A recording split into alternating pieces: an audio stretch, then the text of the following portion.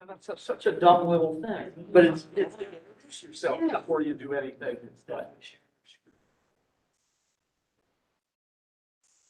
I know, but I even said, you're like, go for it. Is Karen covered? Yes, Yeah. you might be a little late today. Yeah, I hope she.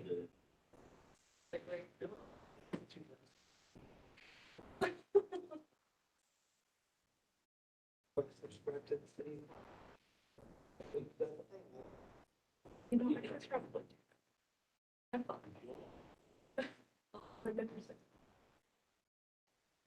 Like I said, I did as soon as we start doing all these stuff. Regardless of both whether it's not like.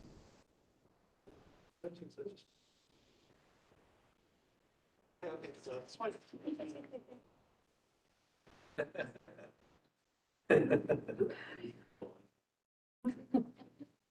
It's good. That's strange. Can't see how it's like this. You're participating here.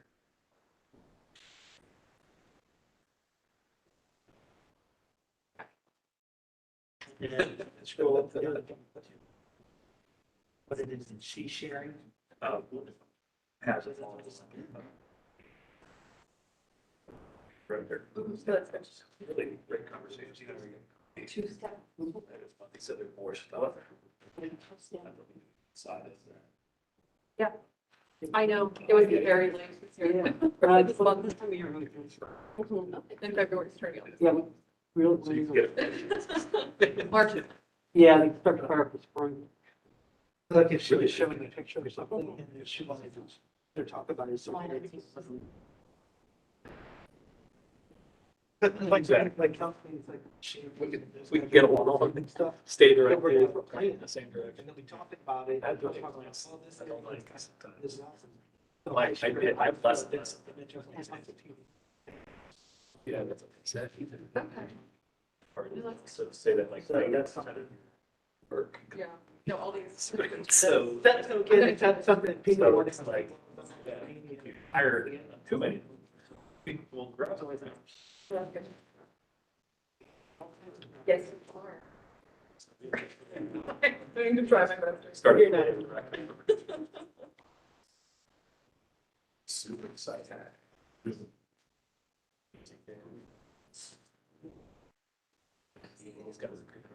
So, yeah, whenever we're ready to start, Commissioner Floyd's gonna be a little late. Stephanie Kensler is doing this remotely right now, so she's just letting us know to speak up a little bit louder, it's a little muffled Okay. for the microphone. FYI. Did you guys hear that we're recording this remotely, so please speak into your mics. Yeah.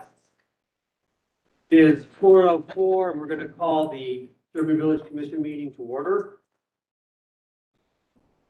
Next business meeting is Wednesday, January 19th, 2022 at 12 p.m., 111 North Front Street, second floor, room 204, which I believe is here. Yes, correct. Next hearing is Wednesday, February 2nd, 2022 at 4 p.m. Again, 111 North Front Street, second floor, room 204, which is here. Swearing in the staff. Please state your name. Morgan Brown. No. Never promised to tell the truth. Do you promise to tell the truth, the whole truth, and nothing but the truth? State your name. I do, Morgan Brown. Thank you. Thank you. I am subbing for the chair today, so we'll try to move this through. Public forum, I'll read this person is wishing to address the commission on matters not on the posted agenda is invited to do so. However, the commission is not able to undertake extended discussion or act on non-agenda items. Communication should be kept to a 3-minute limit. If you wish to speak, please fill out a speaker form, which I believe are At the front table. Yes. Okay. I will introducing the commission members, starting on my left. Jeff Burial. Ned Peel, Karen McCoy. Charissa Durst. Brent Foley. approval of staff approvals. There are 2 items. Is there any refusals? Brent? Charissa? Karen? No. None on my part? None on Jeff's part. Do I have a motion? To approve staff recommended. Go ahead. Do I have a second? Second. All those in favor, please state aye. Aye. Same side for nay. It passes. Thank you. Approval of minutes from last meeting. Do I have a motion?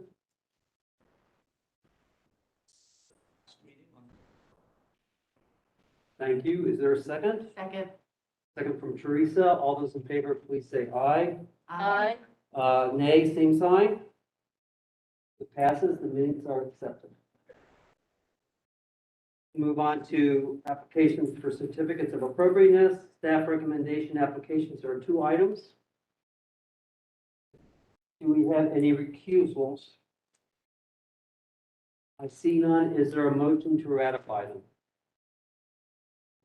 Accept them? Recommended applications. Are we doing staff approvals, Mr. Field? Staff recommend, Oh, first ones. We'll have to take action. Yep. We'll have to read Yeah. the staff rules. Yeah, I'm looking at the staff, This one. For one on the agenda. I'm looking at staff. We already did that. Did we? Yeah. Yep, wow. Everybody bear with me. Very efficient meeting. Bear with me, I am sorry. All right, item number 1, GB 22-12-003, 753 Mohawk Street. Is the applicant here? Please step up.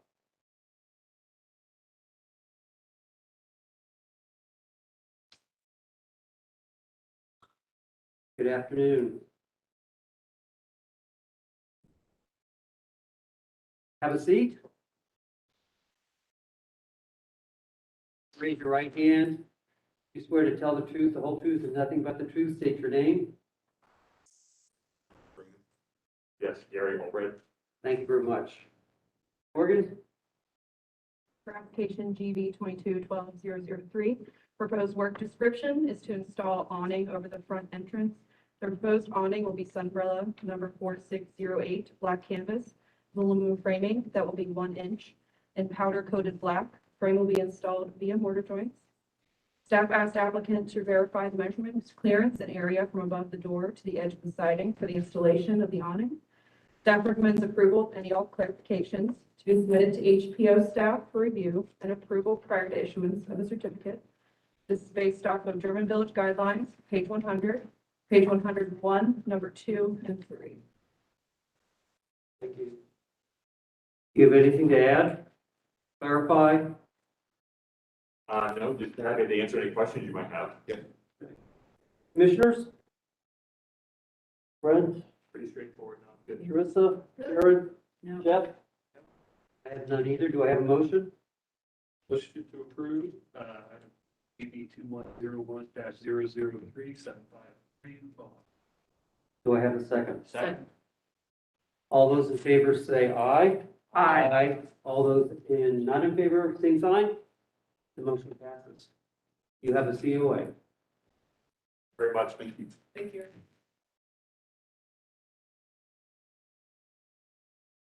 Item number 2, GB 21-10-032, 703 South Fifth Street. Do we have the applicants here? Please step up.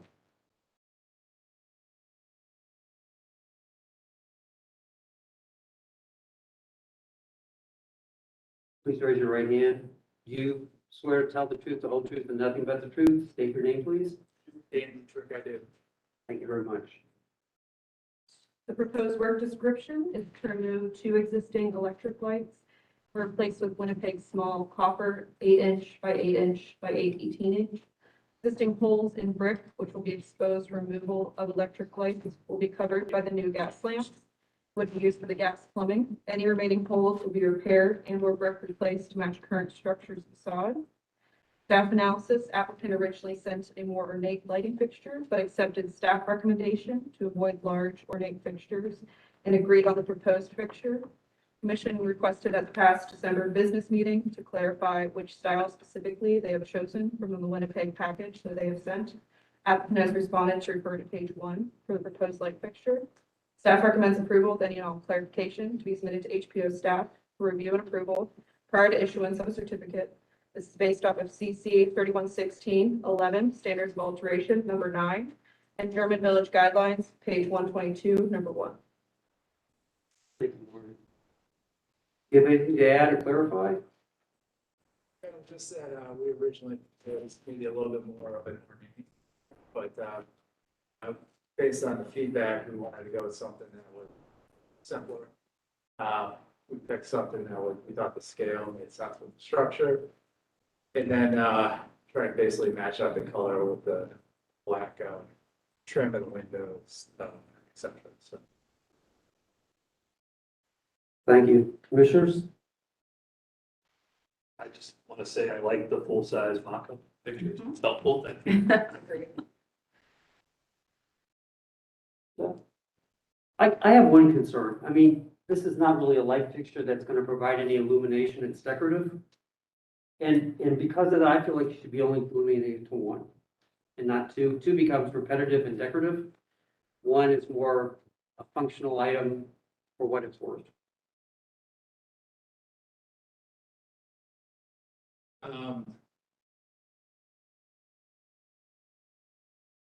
Okay. Not saying no. Yeah, I mean, you I'm see looking for both. yes. I see both, throughout. I mean, I think we're gonna. All right. Do I have a motion? Motion to approve item 2, GB 21-10-03273 South Fifth Street. Do I have a Second. Second. Thank you, Karen. All those in favor say aye. Aye. All those opposed, same sign. Aye.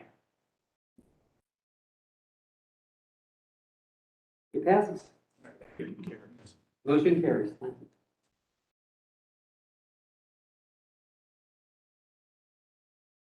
Application number 3, GB 21-11-027, 566 South Front Street. Raise your right hand.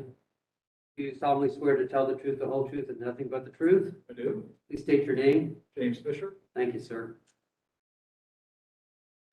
South 4th Street. I was about to say that, thank you. No, I'm sorry.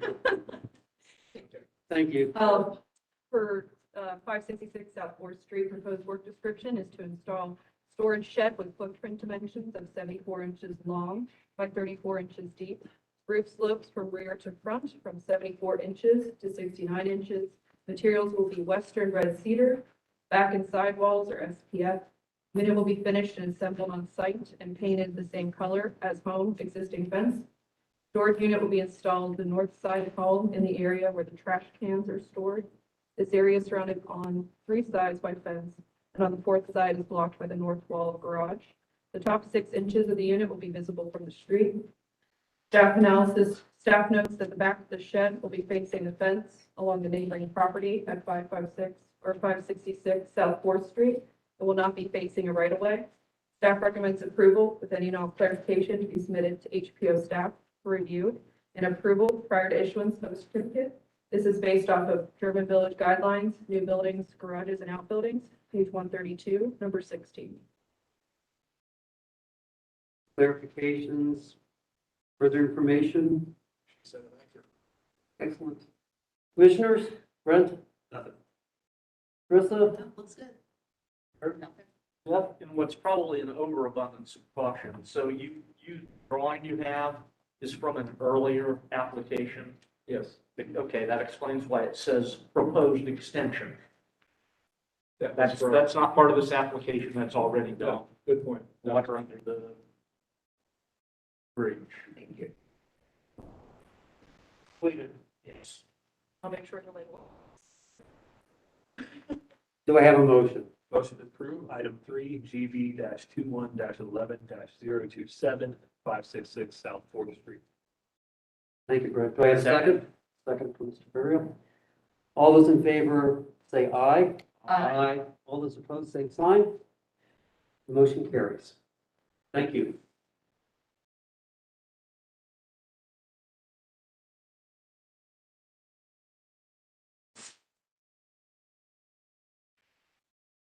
Item number 4, 543 Mohawk Street, EV 21-2-022.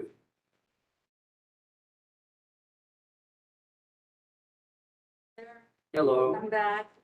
This is not my husband. This is the lighting contract. He knows a lot more than what. Very good. Thank you. Please raise your right hand. Do you solemnly swear to still say, state the truth and whole truth and nothing but the truth? Yes, And state your name, please. Sheila Cruz. Thank you very much. Proposed work description for 543 Mohawk Street is to install 4 exterior light fixtures shown in brass on cut sheet, can either be painted color of house trim or black. Light fixtures will be mounted to a galvanized metal strip that is bolted to the inside of the metal gutter. Metal strap will be perpendicular to the gutter, and lights will be bolted to the strap with the light beaming straight down onto the side yard and walkway. The 5th fixture, seen in copper on cut sheet, will be mounted to galvanized strap and pivoted towards the back part of the driveway. This fixture can be painted black or colored wood trim. All wiring will be fed up gutter and will only be seen from the box mounted next to the outlet. The wiring is black but can be painted a color to match the house. Staff analysis, staff had initially reached out to applicant to explain that staff would not recommend downlighting since it is not typically recommended in German Village. Staff did recommend landscape lighting at ground level that would exclude spotlighting as an alternative to the downlighting. The following is taken from the unapproved December 1st, 2021 German Village Commission hearing minutes. Commissioners asked where exactly the pivot light would be located. Applicant responded the far back corner closest to the alley. Commissioners asked how the fixed lights would be mounted. Also asked if they would be mounted to the brick. Applicant stated that they would be mounted to the wood soffit, which is at an angle and would be hidden. Commissioners stated that the proposed downlighting looked like it was made to be mounted to a wall with a 90-degree angle at the mounting plate. Commissioners are confused at how it will be installed and work as downlighting since the proposed fixture is a 90-degree mount. And while the soffit board is angled away from the house, that the light fixture will be pointing at a 45-degree angle. Commissioners stated that a fixture there on the soffit is not appropriate to begin with, especially the proposed copper fixture. Commissioners stated that installing light fixtures in the soffit would be damaging fabric of the building. Applicant responded that the wiring would be on the outside and go through a conduit where the wood meets the brick. Commissioner needs to see how it will be mounted and how the lighting will come together. Commissioners asked if it will be able to see the lights from the front structure. Commissioners recommended choosing a fixture that is more muted to help it blend in more with the soffit with the angle since it is smaller in size. Commissioners also requested the past January business meeting, what type of light will be used inside the light fixture. Applicant responded that the color of the bulb is a warm white, 2700 K. Staff does not recommend the use and install of downlighting, but recommends proposed bistro lights as well as any landscaping lighting at the ground level. This is based off of German Village guidelines, site lighting, street furniture, pools, fountains, and gazebos, page 122, number 3. Any comments, clarifications, addressing any issues that the commission brought up at the last meeting? Well, we just totally, obviously I didn't know what angle they were going to be. They were obviously going to be mounted onto the brick. And that's no with you guys. So we came up with this. He came back out and the picture was, oh, he brought it. Okay. This will be the particular fixture that we would install. This will sit up in between the soffit and the gutter, so it will be out of sight completely unless you're directly underneath it. So it's behind the gutter, but on the face of the soffit? It would actually be mounted to the gutter. The way that those gutters are, they're rather exposed and there's a gap. So we'll be able to set that in between the gutter and the soffit of the house. Not into the half-round gutter. Yes.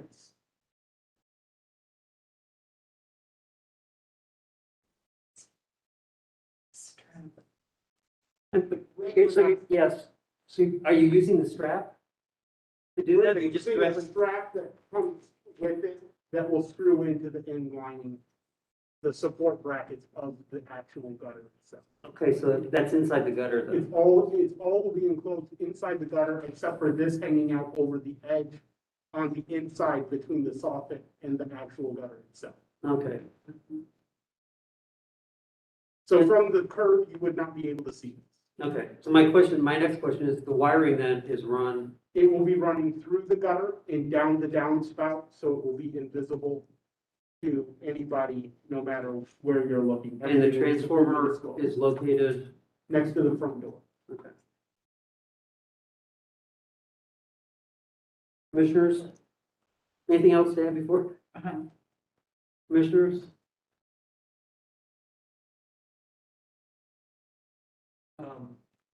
Clarify the color, you said it was 2,700 Kelvin?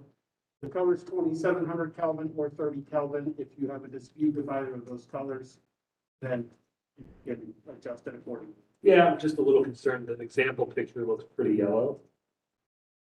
We'll just, That's traditional incandescent. yeah, So if you would go back to that series of bulbs, yep, I'm looking at it right now.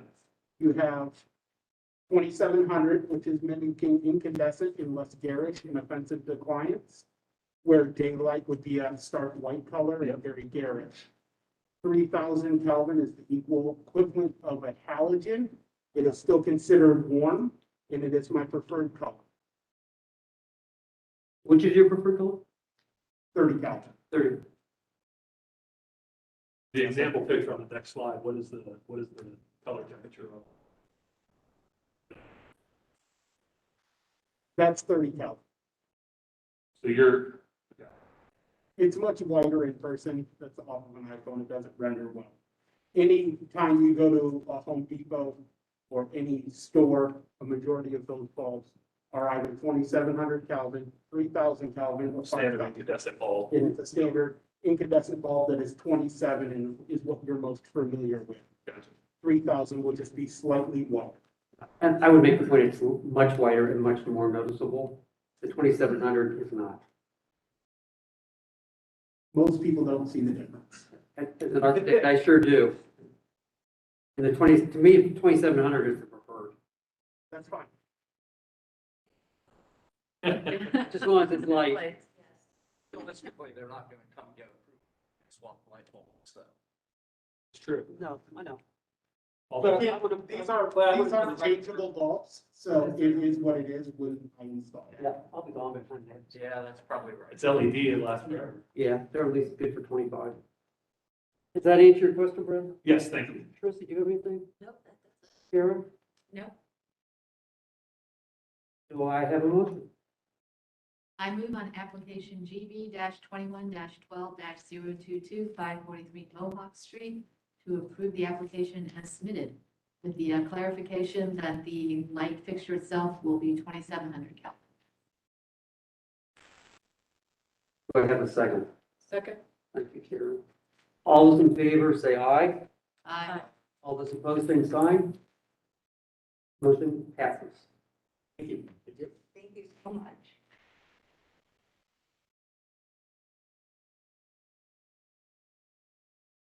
Item number 5, 145 East Livingston Avenue. DB 21-12-023.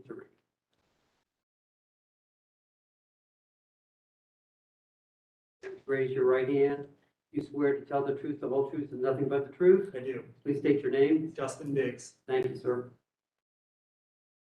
Proposed work description, applicant is seeking variances to allow historic building and single-family home to be used once again as dwellings and to rezone C4 restrictions from 1928 from first floor to make residential use again. There'll be no exterior alterations needed. Variances requested are section 331249, minimum parking spaces of parking, minimum number of parking spaces requires 1.5 parking spaces per dwelling unit or 6 parking spaces for a 4-unit dwelling. Two additional parking spaces for the single unit dwelling for a total of 8. The applicant proposes 6.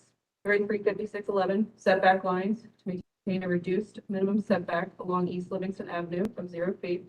331225 maneuvering to allow maneuvering over parking spaces to allow for 2 stacked parking spaces number 5 and 6. These spaces will be assigned to the same tenant. 331209 aisle width to permit an aisle width of 16 feet 8 inches where 20 feet is required, and to reduce the aisle width to 0 feet to allow maneuvering over stacked parking spaces number 6. 331227 parking setback to maintain a reduced parking setback of 0 feet where 10 feet is required. 331229 parking space to allow 2 stacked parking spaces, 1 pair. A variance is also required to reduce the required parking space width from 9 feet to 8 feet for all parking spaces, to reduce the required parking space length from 18 feet to 17 feet for parking spaces number 4 and 6, and to 16 feet 3 inches for parking spaces number 5, and to reduce the parking space length from 22 feet to 21 feet for parking space number 2, and to 20 feet 8 inches for parking space number 3.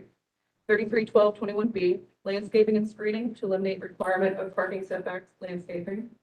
Staff analysis at the past December business meeting. January business meeting, sorry. Commissioners request applicants to provide the width of the alley and the dimension of the alley up to the structure to understand the size of the parking area. Commissioner also inquired if parking for existing property is required and what variances were made in 1928, as well as maneuverability and access to proposed spots. Commissioner also stated that screening requirements might be required. Applicant has supplied alley dimensions and parking spot dimensions. Parking is also currently used and required. Everyone currently pulls in from Livingston Avenue and parks facing south on Margraf. When exiting, they exit south on Margraf to either 4th Street or Lozelle Street. Applicant states that not many people head north on Margraf, though he believes it is a two-way alley. This was from the past January business meeting, sorry. The commissioners were interested to clarify how zoning staff feels about the requested sizing. The commissioners also wanted the applicant to clarify if they are requesting to change the C4 zoning to R2F, or if they're asking for variance to allow for residential in a C4 zoning. Staff recommends that the commission recommends approval to the BZA as submitted. This is based off of 311613, standard for site improvements, letter A. Mr. Chairman, before we go any further, I'd like to raise what I think is probably a minor point of order. So, just one of the things I've noticed we've been doing the last several meetings is you're reading out loud things that are sort of already in the record. Yes. So why are we doing that? Honestly, Commissioner Fruit, that is just what I've been taught since I've started. If we would like to do that, and that's fine. So I understand if they need to be in the record. Yes. They need to be in the record. I get that. But it seems like a more efficient thing to do would be to, as a standard operating procedure, include staff recommendations as part of the record. We have them in writing. Mm-hmm. We've had the opportunity to read them. It doesn't feel like a good use of everyone's time to read them out loud when they're already here. I'm going to disagree with you. Okay? I think it's good to bring it up. Everybody out there can hear it. We can hear it. It's one more time to review it. It's one more time for him to hear what we understand and believe is being presented to us. Okay. And it's the final thing. You can disagree what was there, or you may find something that was misappropriate, or you can clarify. That's why I do like it. Okay. It isn't inconsistent with anything in the guidelines or the city code or Robert's rules or anything. Yeah. It just, I just like Morgan Seems like- reading it because it is the basis of the motion. okay. We can come to a fine equilibrium somewhere. Yeah. We can discuss things. And maybe with further discussion, we abbreviate it a little bit. Yes. Okay. But yeah, but right now, I can imagine I like it. applications where we have 5 pages of things. yes, That may become. yeah. I can imagine them later today where we might have 5 pages of A things. good point brought up, though. Okay, I think we can abbreviate some of it. I do appreciate a review of what's being presented in the application. Okay. That you can respond to, we can respond to, and if anyone has wants to make a statement too, they can address it also as appropriate. Fine. Okay? Yeah. Thank you, sir. Do you have anything to add, clarify, change, modify, et cetera, from what was just read to you? That was a mouthful, but one small update, we did receive feedback from traffic that they wanted us to include a variance for a reduced vision triangle. And so I do have an updated site plan with me and also a statement of hardship that include both of those. That was something working with Tim Dietrich, city planner, we just got at the end of last week. Okay. I believe you have to accept those. Yes, Justin and I were in discussion, and just due to the lateness of being emailed that information, if I figured if you questions, then you would be able to elaborate. I do have record of that, though. Okay. I was just not able to provide. Okay. the meeting That's- materials. Yeah, yeah. That's at the intersection of Livingston and Margaret, right? That's correct. Would commissioners like a copy of the Probably should. document? You've got it. Sure, I do. Great, thank you. While we're at it, since we did read the record, it reminded me that we had some specific questions Yeah, and that's, about what the zoning staff Yeah. was. We will have That to said, did we get any feedback from them on, first question was, is the zoning staff recommending the size reductions to, I don't know, if this is this going to BZA or is this going to council? Council. So is the staff recommending the size changes to council? Yeah, so I sent the question on to them that you guys had about the concerns with the parking, and they said zoning is okay with parking as long as we have all the correct variances in place. Okay, so they're gonna recommend the variances. Yes. And then the other question was about, R2F versus. yeah, can you clarify that? And it's the latter. We're looking for a variance for the residential use on the first floor. So it's okay, thank you. You're welcome.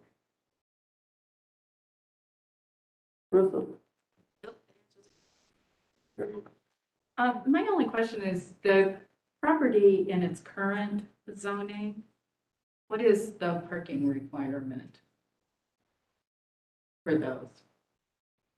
So I believe that the parking requirement is 8 spots and we have 6 spots available. Well, I thought the 8 spots was based on 1.5 per unit. I believe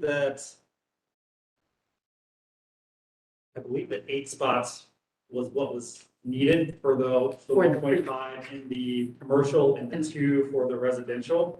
Okay. So you're meeting the required number of parking spaces for residential conversion. Correct. It's just that they're small size. No, so there's only 6 spots, not the 8. And they are also a little bit like a foot smaller. Yeah, okay, so you're not meeting the requirement for the conversion to residential.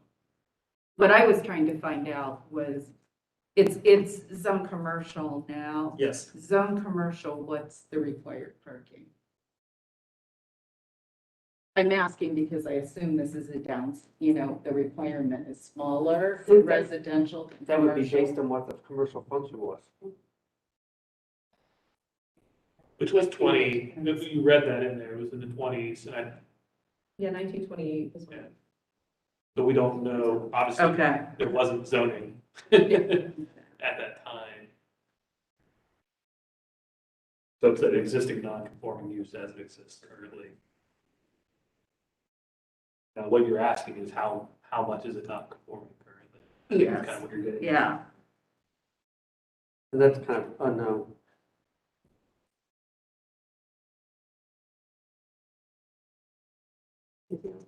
No. I thought you'd ask about a landscaping opportunity. Where? I know, I mean, I would love to see one along Livingston, but yeah. And there's no space for it. You answered my question, thank you. I hear nothing else from the commissioners. Is there a motion? Motion to approve item 5, GB-21-12-023-145 East Livingston Avenue. Do we have a second? Second, and clarification that we're recommending Recommending. Thank you. zoning variance. Right, the BPA, correct, thank you. All those in favor of the recommendation, say aye. Aye. Opposed, same sign. Your recommendation is passed. Thank you very much. Thank you.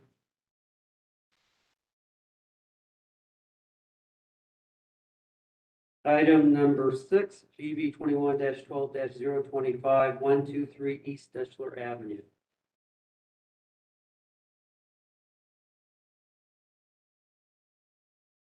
Please raise your right hand. You solemnly swear to tell the truth, the whole truth, and nothing but the truth? I do. And state your name, please. Elisa Burgess. Thank you very much. Proposed work description, remove 56 hornbeam trees, youngling, and one mature hackberry tree. Replace horn beams with 36 6 feet to 8 feet horn beams in the same location, but with more spacing. Work will be done by Davy Tree Company, who recommends the removal of trees since it is showing signs of decay as stated in the provided arborist report.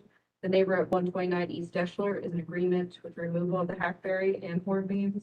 Applicant will repair fencing like for like where the hackberry is located after removed. Staff analysis, applicant has provided a tree assessment from the David Tree Company stating the present condition of the hackberry tree.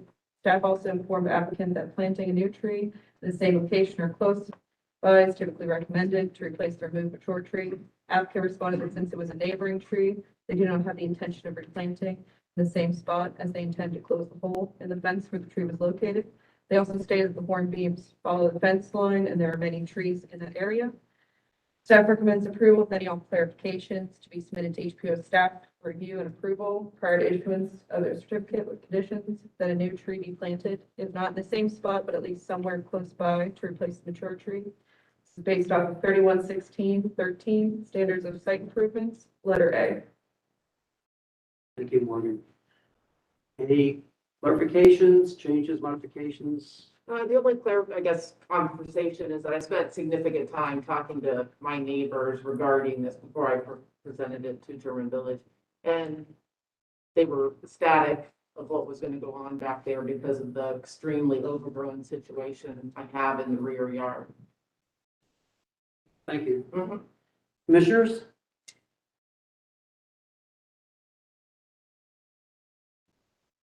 I don't have anything. Brent? To clarify, there is not currently a proposed replacement tree then, is that correct? That's correct. Are you opposed? Yes, because I literally have no room left in the rear yard. And at the front, there is already a humongous tree at the street. There are quite a few trees. There are quite a few trees.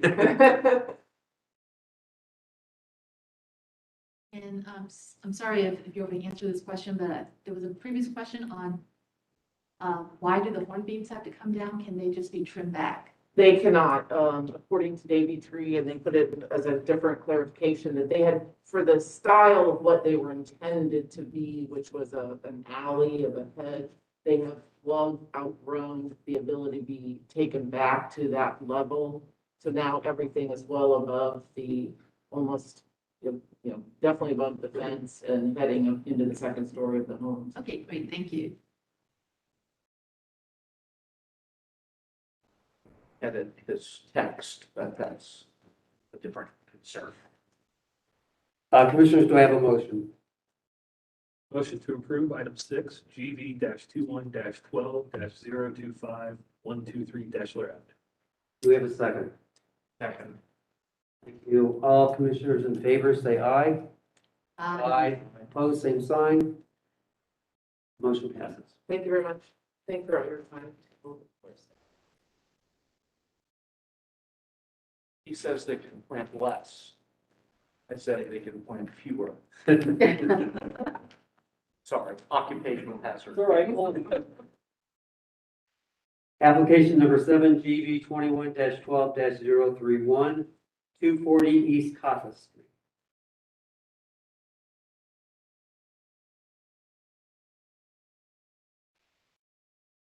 Please raise your right hand.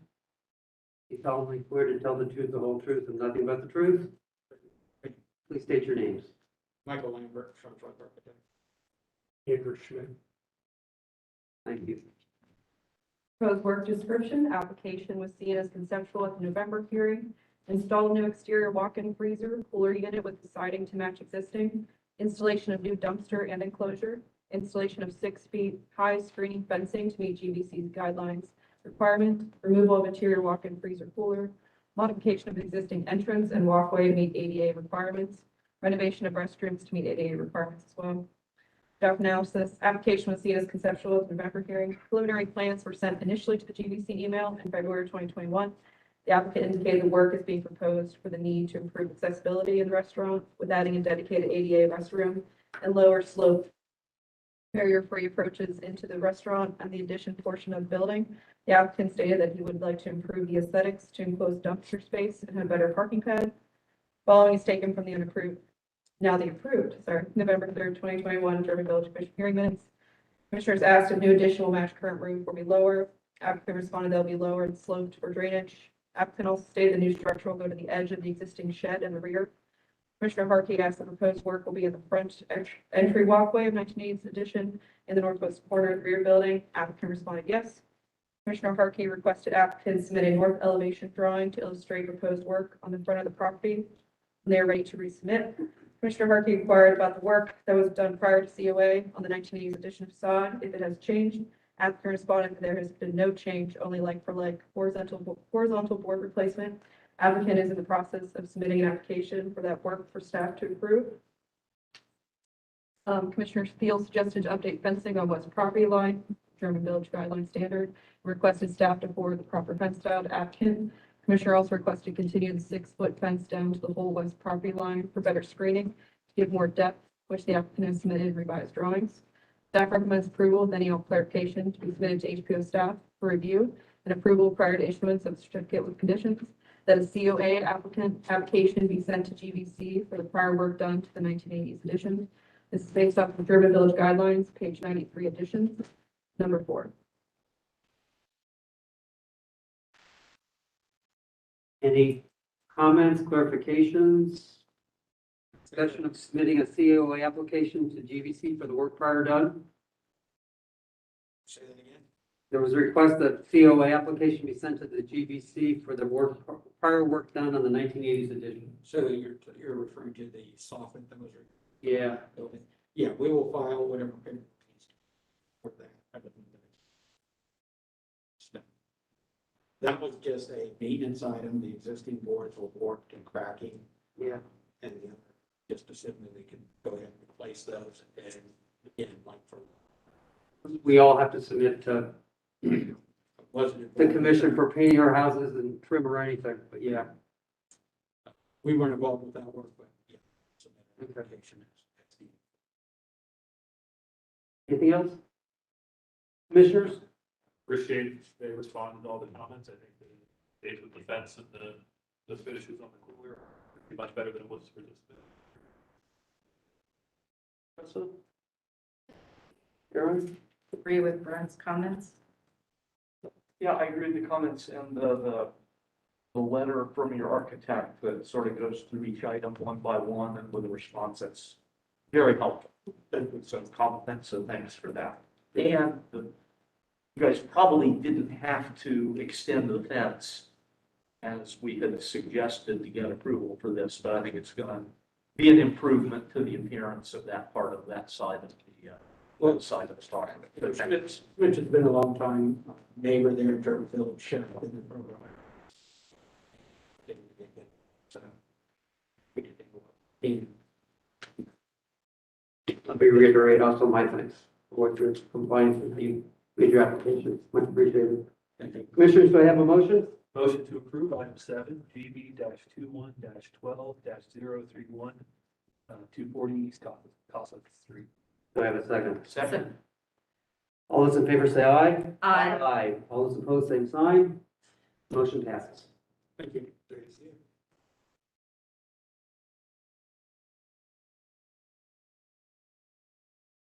Item number 8, 672 South 3rd Street. Mr. Chair, I will be recusing myself. Thank you, Brian. This is item GB 21-12-032.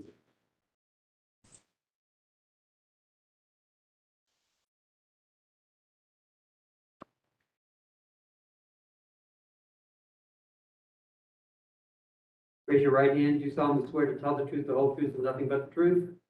I swear. Please state your name. Kevin Lee. Matthew Teisman, MKC Architects. Thank you very much. Before we continue, based off Commissioner Fairville's comments, this one's going to be a lengthy one. Would commissioners be opposed if I just kind of condensed it to the comments that were emailed to me? Or would you prefer me review the past comments as well? I'm going to say, I think we are familiar with this. We've already read it. This is, I think, the second or third time. Just what has transpired since the last Here, I think that's meeting. Wonderful. Thank you very much. No problem. Proposed work description for this application. Application was seen as conceptual at the November hearing. Applicant proposes the addition of 14,030 square feet to accommodate additional classroom space and a social hall for St. Mary's Parish and School. To accommodate expansion, the project requires the removal of an addition to the rectory and a renovated facade, site renovations of the existing facade, and to replace materials in kind where possible. Site improvements to include a proposed active green space in front of the school on Third Street, including the provision of brick sidewalks, updated fencing, and new landscaping. Proposed new signage will include surface-mounted lettering. The new lettering will match typeface and size of lettering on the west facade. Staff analysis. Additional questions given by commissioners that were sent to staff for the January business meeting. Commissioners will want to know how St. Mary's satisfies Columbus City Code 311608B2D. In addition to materials in B2A, B, and C for showing that a nonprofit organization cannot financially or physically achieve its purpose, a copy of its charter, bylaws, or mission statement, an explanation of how the applicant's proposed construction, alteration, or demolition is essential to the charitable purposes of the organization, and how the commission's recommendation conflicts therewith, an estimated differential in costs between applicant's proposal and consistency with the architectural standards and guidelines for the property, actual bids are preferred, and documentation of the organization's tax exempt status. It appears to require these three things: a copy of its charter, bylaws, or mission statement, an explanation of how its proposed construction, alteration, or demolition is essential to the charitable purpose, an estimated differential in costs between the applicant's proposal and consistency with the historic district's architectural standards and guidelines for the property. Commissioners requested an analogous showing of how preventing the demolition will prevent St. Mary's from achieving its charitable purpose.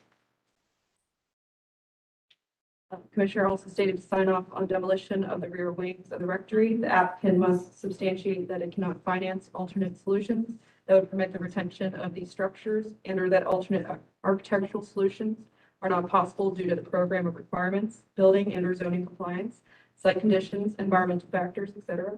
Commissioner also wishes to inform applicants that they would like to further discuss the information above, including but not necessarily limited to multi-level construction on the east side of the property with a second floor connection to the western structure, allowing vehicular traffic to pass underneath.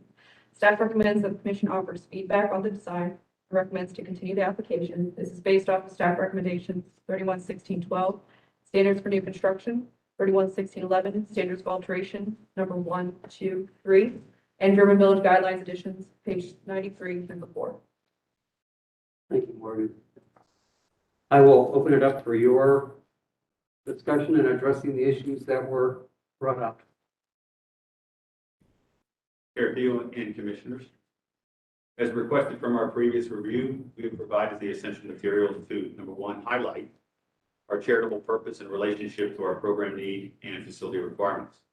Number 2, show how our facility design satisfies essential needs and is appropriately sized. Number 3, review the alternative design strategies available on the site and why our proposed location is the best location to support all needs. First, regarding charitable purpose and mission related, to underscore our charitable purpose, I would like to highlight the Catholic Diocese of Columbus mission related to education. And I quote, "Schools represent a vital part of any society and are a major source by which the wisdom and culture of the people are passed to new generations. Catholic schools reflect the importance of integrating Catholic faith with the educational process. Therefore, the church sponsors and supports schools as the major vehicle for pursuing its teaching ministry. Catholic schools of the Diocese of Columbus are also committed to creating and maintaining an academic climate which provides students the best opportunity to become productive, contributing citizens of their world. Equally important, the schools are sensitive to the uniqueness of each student and foster the givingness of the individual." End quote. The statement concludes as follows.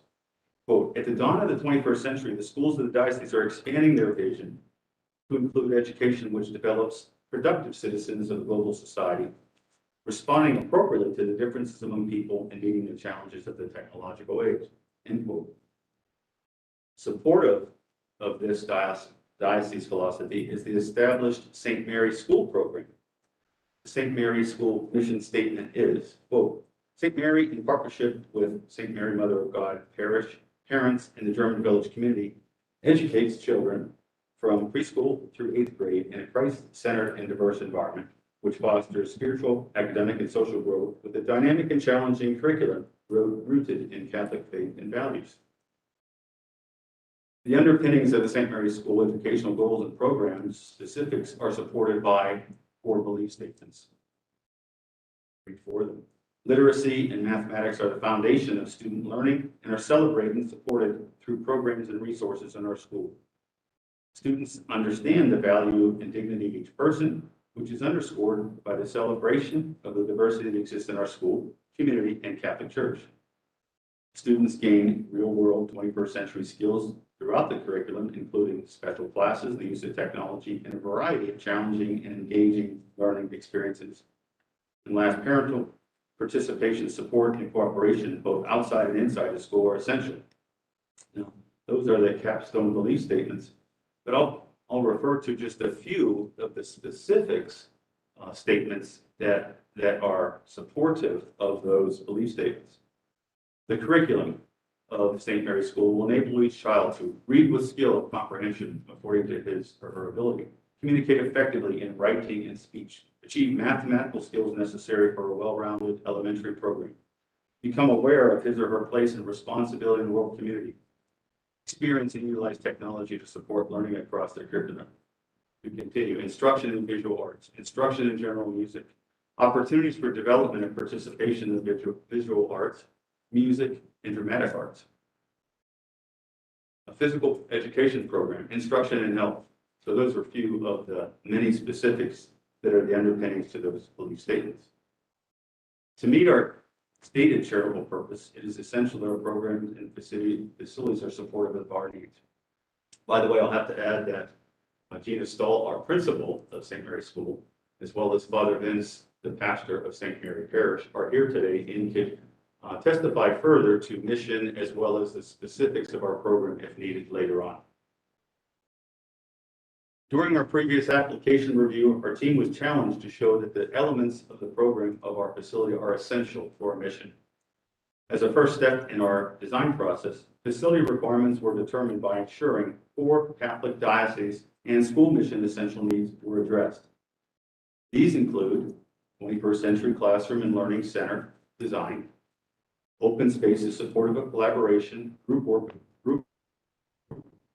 and learning, ability to involve parents, dedicated and distributed spaces within the facility to support student intervention needs, dedicated areas for the visual arts, music, dramatic arts, and technology, science, and media, space dedicated to physical educational requirements, students' dining and assembly space. Also, critical requirements were built into the design to include 2 classrooms per grade level to support capacity needs, locate classrooms in grade level zones to enable similar educational levels and age needs to be in proximity, provide essential support areas such as health clinic, teacher work areas, administrative offices, ensure site circulation safety for vehicle and pedestrians on the campus.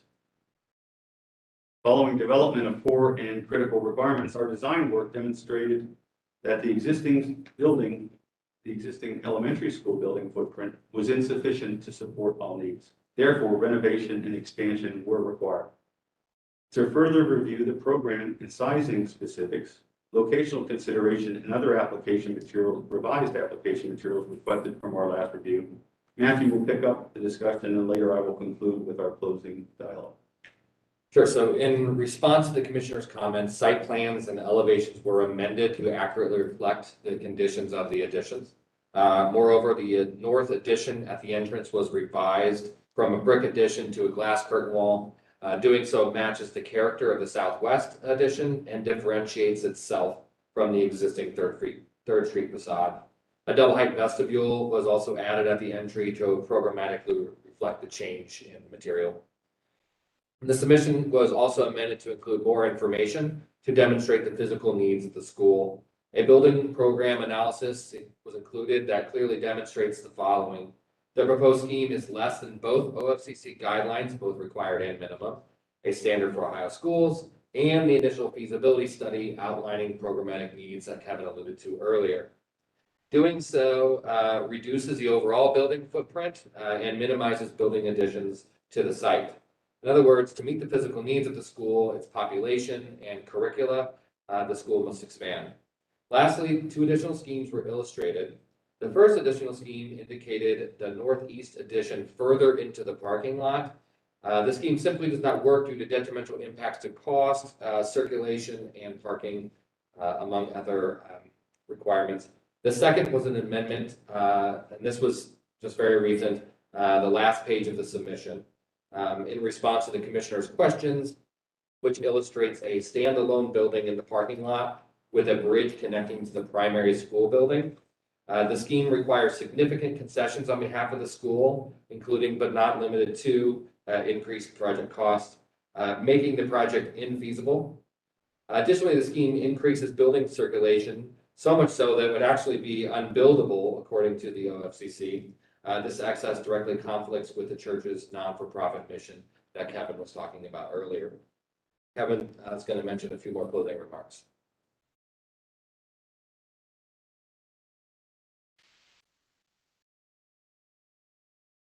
So I have four additional key points to talk through.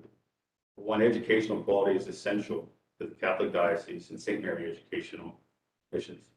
Our current facility is not capable of supporting 21st century educational demand, lacking our appropriate dining, modern classroom spaces, and those dedicated to the arts, science, and intervention requirements.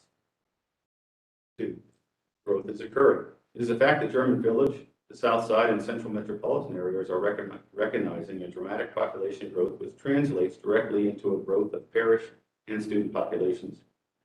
Our facilities are not currently sized to handle this projected growth. We have shared how we responded to the growth over the past several years by transitioning available campus facilities to serve educational uses. However, these additions are inadequate to serve the projected long-term population growth need. Existing facility inadequacy. The main educational facility was built in 1955 and has never undergone a major renovation. As such, the building no longer conforms to current code or educational standards. Change is sorely needed within the facility, and even minor renovations will trigger mandated compliance changes. Accessibility, safety systems, and capacity can only be addressed with a significant modernization and expansion. The existing facility no longer provides the space essential for the students' needs. Lack of a dedicated cafeteria and support spaces dedicated to intervention programs, and classroom space result in a substandard facility. Last, program space is essential. All uses of space within the design are essential to the mission of the school. Program space areas are within OFCC standards. In conclusion, St. Mary's School occupies a unique place in German Village's history and its future. Throughout the development of the project, we have demonstrated sensitivity to our existing historical structures in the German Village Historical District as a whole. We have analyzed our buildings and their capability to support our programmatic requirements and found that the renovation and new construction was required. We researched and tested numerous alternative site arrangements, both prior to and in direct response to this commission's request. To the degree possible, we have acceded to the suggestions and requests of the commission. Finally, we have clearly stated why our proposed solution is the most feasible and reasonable approach to meet our programmatic requirements.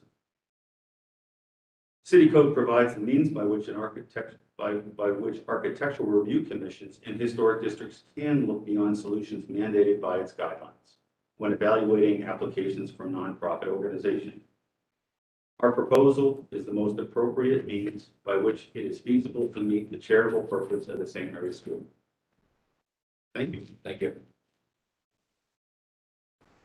So I'm going to read several items that are concerned going forward.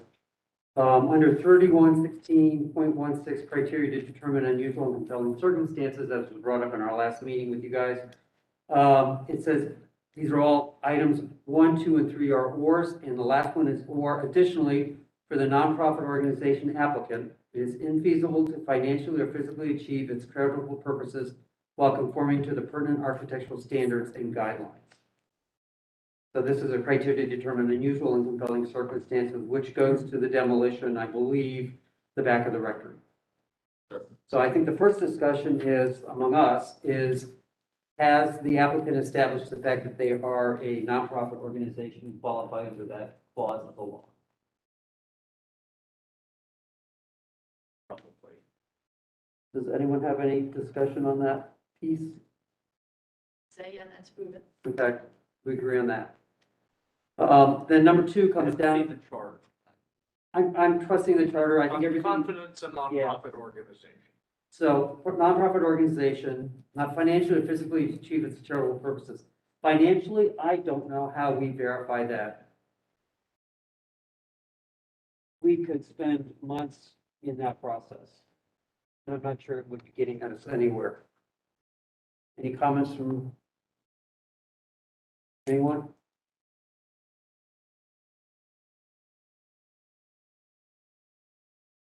That's true, though.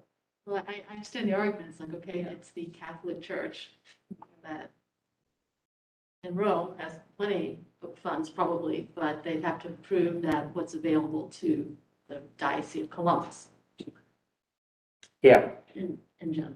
yeah. Karen, thoughts?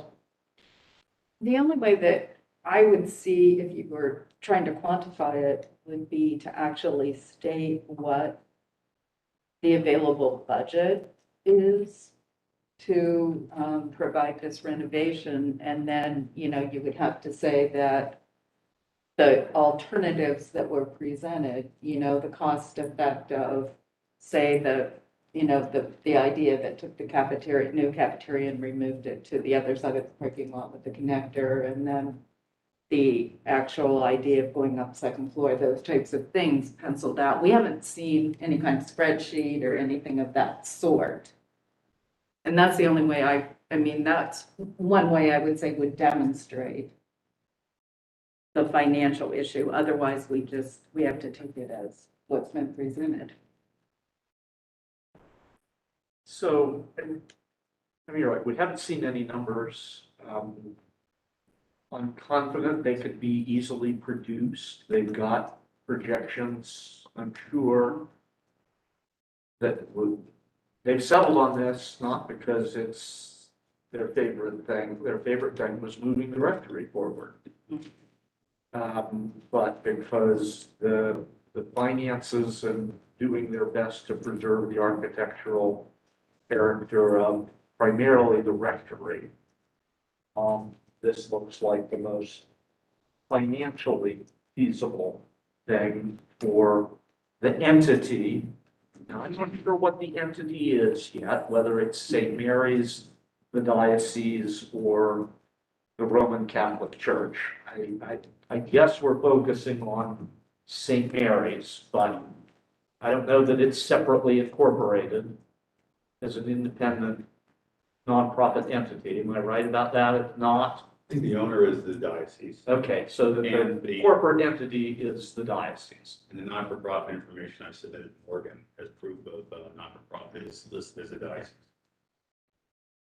Yeah, and so, but you're really treating St. Mary's as a standalone economic unit, even though it's part of a branch of a bigger corporate organization. It's like the division, if I can compare the Catholic diocese to a for-profit corporation. It's like a division of an operation. So I'm not sure there's a lot to be gained by getting that. I think the biggest concern I have is related to that, though. And it's the precedent that would be set. That we would, if we approve this application, how we would distinguish this kind of an approval from an application from some other corporate, nonprofit corporation, one that might not even currently exist. And so I've got some questions that might elicit answers that would help me depending on the answers that have occurred to me in the last 45 minutes. So Is it fair to say that St. Mary's has been an integral historic part of the German village area for a long time, over 100 years? Yes, and I do appreciate the statement of precedent for a nonprofit. What is the St. Mary nonprofit, if you want to ask that question? It's been an organization that's been part of the German village fabric since mid-1800s. That distinguishes it from any nonprofit. It has continued to maintain its identity, serve its mission consistently through all of those years, not transform itself. Looking at historic preservation, we've been very responsible on all of our facilities through time. Our first conceptual review, we talked about our facilities. We did a tour of our facilities and showed how we have maintained, kept them up, improved upon them in keeping with German village tradition. Way beyond before there was a commission. We certainly have participation by a large number of the German village population that have been part of since the 1800s to today. So, And if I can, I know that the current school structure has been there since 55. yes, and So- prior to. How long has there been a school associated with St. Mary's?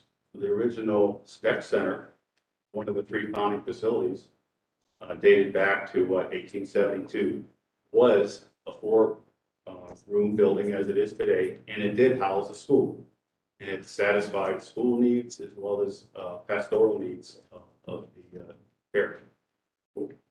And so this charity is, although the city code doesn't draw a distinction between historic neighborhood charities and one that might be created tomorrow, a factual distinction that exists is that St. Mary's and its school function has been a historic part of the German village South Side neighborhood for over 100 years. Okay, so I mean, when I'm thinking about it, what I'm nervous about is that somebody's going to buy a building in German Village, come to us and say they need to tear it down to fulfill their charitable purpose. And their charitable purpose could be any number of things that would be maybe not so thrilling to me, maybe not so thrilling to others in the neighborhood that others might be very excited about. And I won't go into the parade of horribles, but I think they're easy to imagine. And some fairly benign things that we still might not want to see happen to the historic structure of the architecture in the neighborhood. So for me, I'm latching on to the, I think, unique character of St. Mary's as a historic participant in the German village neighborhood, in some ways central to the historic character of the neighborhood, although perhaps more so in a different era than today, but not completely diminished. It also continued that we've established that German village background of St. Mary and the nonprofit as you continue. But this demolition, if you think about this demolition, what's the demolition for? The demolition is for the continuation of the mission of education of this existing facility, the elementary school. Okay, and that's a further thing that I think might clearly distinguishes what St. Mary's is proposing from anything a new charity might propose. It's designed to enhance the continuity of the historic charitable purpose of St. Mary's. So again, I'm not sure the city code draws these distinctions, but they are clear differences that make St. Mary's even distinguishable from the German Village Society. I guess I'm also wondering whether the society has a view about this, but I don't see anyone from the society in the room. I can only speak to a review we had with the community at the beginning, prior to our sessions here. And we had a public meeting, a public forum that the society hosted. And the chair of the society spoke favorably of our plans and our directions, albeit they changed a bit, but they are basically still the same. So that's all I can offer in terms of. Well, they're not here. They're not here, I'm not an authority, just a witness to what the chair remarked to. So I think in response, That was a bit of a diversion. no, I think it was very valuable, actually. I think for the law, it's a nonprofit organization achieve its charitable purposes. Are the two key things that I think in a future application, they would have to establish, as St. Mary's and the diocese has, that it's a charitable purpose and a charitable thing that they're doing, okay? And the fact that seemingly, I'm gonna say seemingly, you are only demolishing enough to let that happen. Whereas if we had an application to come in here that bought a building, said they want to tear the whole building down, we would say only what you need to do to achieve your charitable purpose. Would we allow that and challenge it on that ground? And I would draw a further distinction that this, in one sense, this application, the rectory addition demolition, in a way we don't normally think about it, is restoring the rectory to an earlier historic condition. I'm not gonna go there. Okay. Oh, yeah, I can get to that one, yeah, but okay. At least it would be making it an unhistorical looking. Yeah. Entity. Any other thoughts on the, I guess it would be easier for me, I was looking on page 32. You have the buildable area square in blue and what you require on the other side. I was wondering, is there a reason why the area behind the addition isn't shaded at all in blue as buildable? But on the proposed side, that area is filled. I don't have access to slide 32 right now. I'm Yes. sorry. Sorry. Our share is Oh, at home okay. presently, so. He's working on it. But yeah, basically the buildable area is kind of like a square that says 5,700 square feet. Yeah, that's it. Correct. Yeah. There's a little area behind the addition that looks like it should be buildable, but isn't marked as such. That's correct. And what we've kind of done is that's what part of the reason why we left the outline of the proposed scheme there is to indicate, yes, in concept, you could build back there, but the proportion and size of that space isn't suitable for any function that would satisfy that space. So it's not, while it may be buildable, it's not usable. It's kind of Okay, I'm just trying to figure out like exactly how much smaller the space square foot wise, since it's a basically one story, one level program that you're proposing there. How much smaller is it than what you actually need? And the other thing I have is like, I know you had previously posted some numbers on how you calculated the size required for number of students. correct. And I just couldn't remember whether like that was like below what you needed, like what you propose is just right what you need, or is it below what you need? And this is even taking into account that all the students eat at different times, so it's only gonna hold a third. Because I know when we did at elementary school, yeah, the cafeteria shrunk because we didn't have the space, but it was made do because, yeah, not all the students eat at the same time. Correct. So a few things there. With regard to the buildable area versus the total area, based on that calculation, the total area, what we've calculated we need based on the program analysis and an initial feasibility study is right about 6,500 square feet. We would like to have more, but we understand the limitations. 6,450 square feet is based off of the requirements not only square footage requirements per student in that type of seating arrangement, to get us 225 students in that space at that time, which is around half of the total student population of the school, which could get 2 cafeteria lunches. If the school, needs to expand to the total of 500, then there might be some flexibility of whether they'd have to go to 3 lunches or something. Okay, so you're allowing some expansion in the future. It's maxed out. What we're providing right now is what they need, and we're not going any more than what they need. Moreover, the kitchen is smaller again than we would like, but we have a constrained site, so we're making do with what we have. Insofar that we actually have to vent the exhaust from the kitchen in a unique way. We have to kind of go up through a shaft to get it above the gymnasium nearby, which we'd rather not have to do, but we're doing that. And then with regard to the servery and the restrooms, those are the spaces that are required for that as well.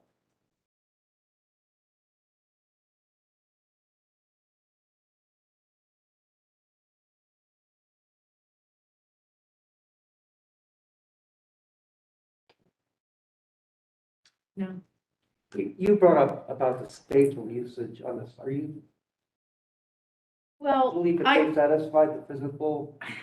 I think that you could, in fact, maneuver, like the diagrams that they had on page 31, that it is possible to maneuver around the addition in either one of the blue boxes that they've shown. Now, the problem is, I believe both of those, it wasn't clear to me as I was tracking, because they say how much the footprint increases, but it doesn't bring it back towards the needed total amount of square footage. And that was when you were looking at location E, and you did a diagram basically that was supporting that, the problems with circulating around it. And the one that, you had the most trouble with, which gave you the 900 square feet. I mean, I can't say that I fully think that that's all been vetted and that it isn't possible to circulate around that building. It may mean that you lose more parking spaces in order to do it, but I still believe it could be doable. I mean, I don't know that that's been fully demonstrated. Yeah, I guess if you'd like a response to that, the one on the right is more problematic because of turning radius is that we're getting into vehicular traffic happening on somebody else's property, so that doesn't quite vet out. The one on the left, which you kind of alluded to, is a lot more challenging from a couple different points of view. One is with regard to fire truck access onto the site and maneuverability of fire truck. The turning radius of a fire truck is significantly more than my car, for example. So that is something that is a big concern of mine. We've done this for a while. The second is line of sight and safety. So we've already talked about the parking lot being an issue for line of sight and safety. And now we have cars that are parking that's happening there. We have buildings at 45-degree angles. We have egress that's happening on Lozelle, where one might see around that corner, where they're turning around that building to get out of Lozelle. You don't have that line of sight. It becomes a safety issue. Commissioner McCoy, I understand your view of that area fully by looking at the plan. I can also attest by observation that that area, when functioning in its normal daily business of drop off and pick up and the site safety needs to take place there, is a very challenged and busy place. If you want firsthand testimony, and Dina is here as the operator, she could certainly testify to what such a further building into that area, how negative that would be if you would like to hear. But I can tell you just from the plans, they look like they're more forgiving than they really are, is I guess my point. And you do maintain one-way traffic through there. On drop off and exit, we do. Yeah. And even with that, it has to be very well managed with additional staff. Which is typical in most school Yeah. drop-offs, actually.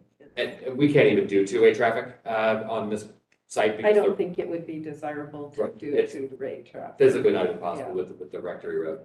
Right.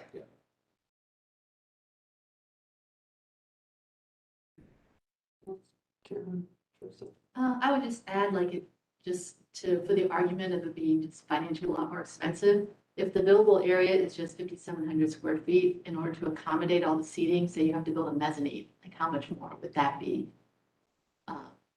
To get the number of students to fit in 5,700 square feet? Yeah, that's a good question. We don't really have room for a mezzanine, because that space there's already half of that space is single story because we have stuff on top of it.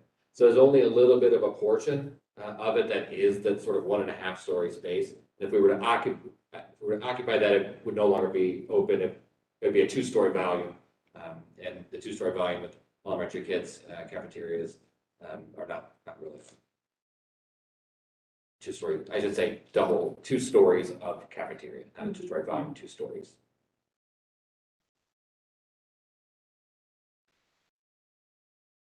So And there's other stipulations, sorry, with the mezzanine as well, with fire code issues, with that assembly usage, we can't really have an open assembly space, of that amount of occupants.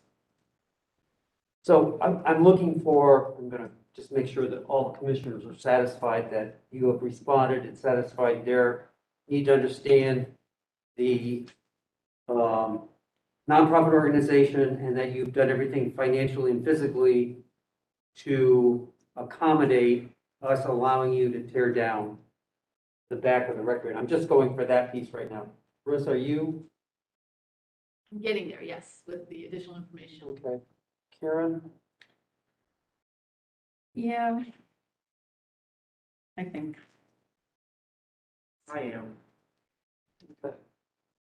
I have one other thing that I want to bring up, because we haven't talked about it. We focused on the demolition part. We haven't talked about the architecture of the big building. We haven't discussed that at all. Any comments on that from the commissioners? So is this not being held to it gets a ridge roll, all that sort of details? In theory, the answer is yes, it should be held to all that unless they can't accomplish it based on their nonprofit, charitable status.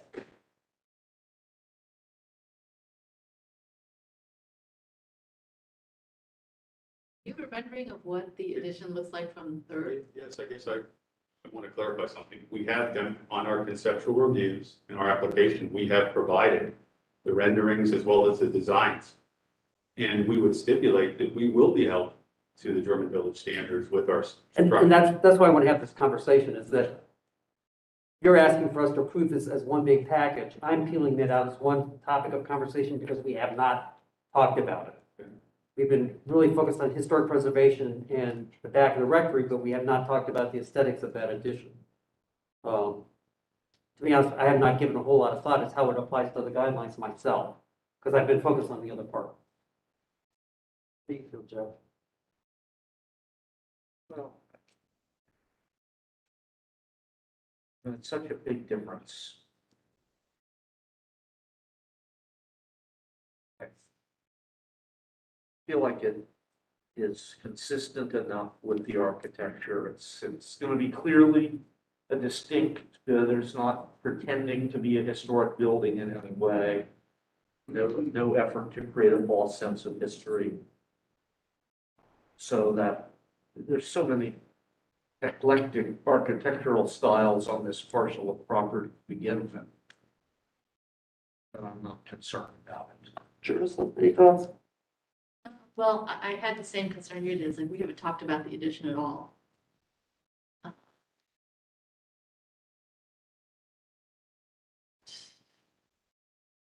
Yeah, I guess I would feel more comfortable if it was split into A and B, and then we actually had a official discussion on what the addition looks like after getting past the demolition.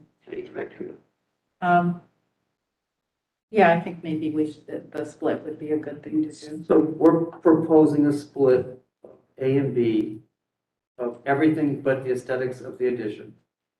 Compliance with window, massing, yada, yada, yada. I would suggest if we're gonna do that, make it B, would be a follow-up in another meeting. But we get through probably the crux of what you're concerned about tonight. Does that sound? Basically, approve the site plan and demolition of the addition to the rectory.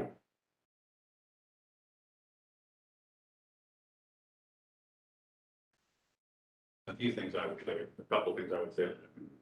Number one, we have provided, I guess, as the owner, we provided our application materials, we provided the drawings, we provided the renderings. And for lack of comment or lack of discussion at the time, I can appreciate that, but we have supplied them. And not getting comment, we believed that that was a reinforcement that we were providing directionally a satisfactory design. Call that a statement. Okay. Yeah, and I'll just add to that. We did get some comments about the design, multiple comments with regard to the addition on the southwest corner. We were instructed that maybe it needed to be something that differentiated itself from the Third Street facade. We went with the contemporary glass structure. We changed the program around behind that. We also then edited the north addition to accommodate that as well. We feel that, you know, each one we've gotten incremental comments and we've made those comments. And even within what Matthew has done within our revised application, he has made some architectural changes on that northwest corner. So we have been hearing those comments, listening. Our working team, we've been working at reinforcing, having those designs done, reviewing them and being satisfied with them. So I guess I'll say from a statement point of view, we've also improved in the design, believing that it was in keeping with what you were looking for and that it was satisfactory. Well, do we have the details of how the new addition actually meets next to the old St. Mary's? That's it. I haven't spent a lot of time looking at those things that we were talking about, all the other. Correct. So we have the elevations for all four facades of the building. Like the actual details of how, because it looks like it overlaps the old school, like where the old and the new come together, that detail. Yeah, we have the typical wall section for that, for all aspects of the building. We have the wall sections and enlarged details. We don't have. The atypical wall section. Correct. We don't have every single detail mapped out in this application, no. We do have all the materials selected in here, and all the ones we've chosen are in accordance with GBC guidelines. From the shingles that are listed in there, the brick, the windows, all that's in accordance with the guidelines. And we can certainly continue with staff review if need be, believing that we had the commission support. And if there's details that staff need to, we need to work with staff on that. We could work that way too, as another option. No, that goes without saying. Okay.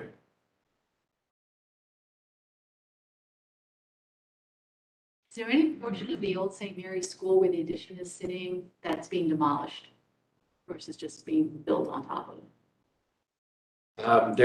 The only portion of St. Mary's School that is being demolished is a stair on the north side, and it's not a portion of the school that's being demolished. The facade is just getting replaced with this glass. It's about a 4-foot segment. It's right here on, actually, I don't know if you, this elevation on the bottom there. I was wondering if there was a demo plan showing what is actually. There's no walls or massing or anything that's getting demolished that isn't being either replaced in kind or what indicated is here. In other words, there's no massing that's getting taken away and chunked over with something else.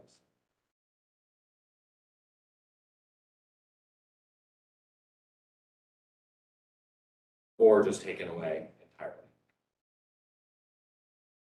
Well, I understand being taken away and replaced with the new construction. That's what I'm wondering, it's like how much of the old is being taken away to be replaced with the new addition? A 4-foot linear section. And that is, it's a glass block wall on the north facade not visible.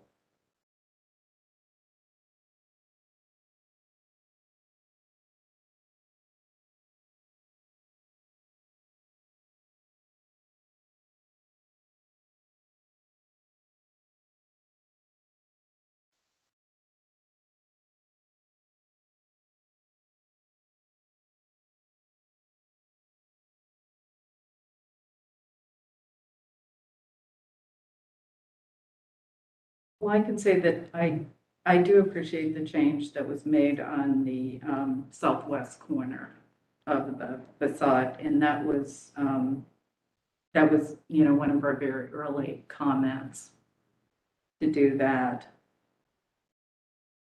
And I would have to defer on the north elevation to our architects. Because the limestone detailing, the connection of the arch, you know, of the limestone across between the windows just seems a bit odd to me, but I'm not an architect, so. I really have no serious objections to the architecture of the addition. As Jeff said, it's deviates enough to say it's different.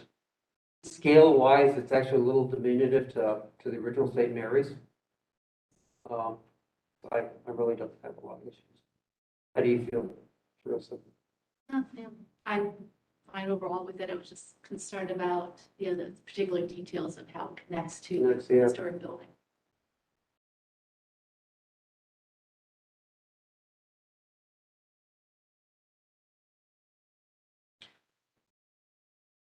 My only comment about all of this is you're hoping that we don't feel the removal of the back of the rectory is detrimental to the historic district into German Village, and I'm going to disagree with you. The removal of the rectory historic addition is detrimental to the district. But it's allowed because it's supported by the law. And I really don't want to vote on this because I don't want to be part of saying that it's okay to demolish that stuff, but under the law, I'm going to support it. And, but I'm very unhappily that there was not another solution that could protect the German Village and its historic district from this happening. The clause is the fact that it is a nonprofit and that does have a charitable mission. And that will be the litmus test for anything going forward that would come before us. And the fact that you're only removing what you absolutely have to remove, and truly appreciate the fact that the rectory is staying in place, that the 1955 building is not being modified architecturally. So that being said, do I have a motion? I move on application GB-21-12-032, 672 South 3rd Street to approve the application as submitted and clarified in the discussion. Do I have a second? Second. All those in favor say aye. Aye. All those opposed, same sign. The motion carries. Thank you, Jesus. Thank you.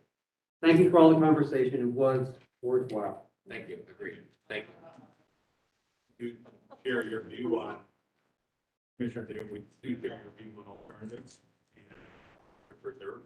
There is one thing I want to clarify for you guys before your architect leaves. OFCC commissions are not standards for good schools. They're requirements to get funding from the state of Ohio only. Correct. And what they believe to be the best requirements for a school. Correct. As you know, probably I work for the commission. I'm not in K-12. Yeah. And I've done both public work and private work, and some of my best stuff has been non-funded by OFCC with classrooms that were not 900 square feet. So I just want to clarify that is not a standard for good schools, that as you are doing smaller classrooms, et cetera, they will meet your needs and be adequate and sufficient and perfectly what you can. Thank you. Thank you. Am I right? 550 students in this school? Capacity long-term, 400. Yeah, there were 50 in my 7th grade class. Holy name. It probably had 800 students in that, or 400 students in that school. Yeah. There's that baby boom coming back. Yeah, I know. Thank you very much. Item number 9.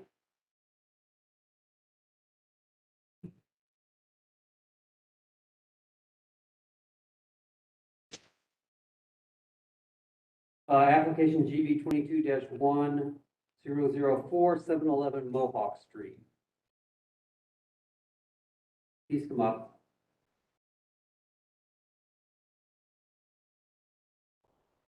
Please raise your right hand. You solemnly swear to tell the truth, the whole truth, and nothing but the truth. Please state your name. Thanks, Thank you, sir. Proposed work description for 711 Mohawk Street.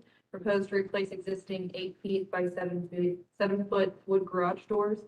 Replaced with Clothe Coachman Series 1, design 11, top 11, per submitted brochure, which is circled yellow. New proposed garage doors will be steel. Staff analysis at the past January business meeting, commissioners stated that they have seen Coachman Series before. Commissioner requested that staff look to see which garage doors have been proposed in the past. That should be noted in the meeting materials. Staff recommends approval of any all clarifications to be submitted to HPO staff for review and approval prior to issuance of a certificate that the garage door be constructed of a smooth wood finish. Based off of German Village guidelines, new construction, garages and outbuildings, pages 113 through 116, number 6.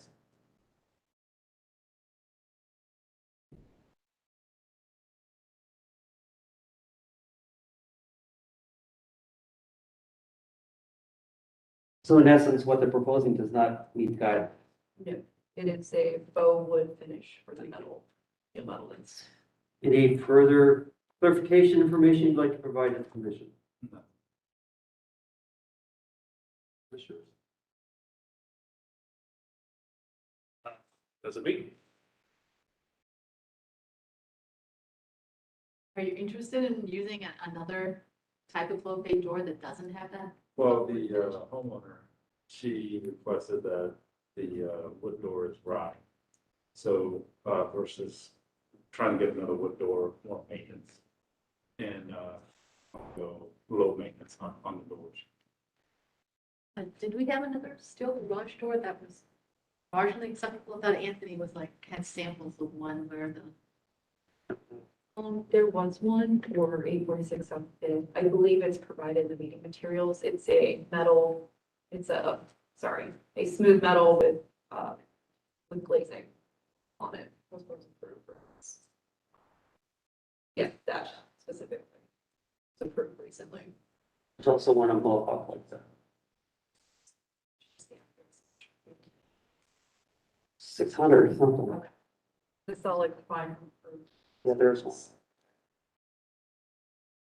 Am I crazy in remembering that we approved some that were not wood, but had wood inlays on them? We have approved ones that are strictly metal, that are pressed. We did one on South Grand. We denied it and then we accepted it. I remember that one as particular circumstances that we did, right? Mm-hmm. Yeah.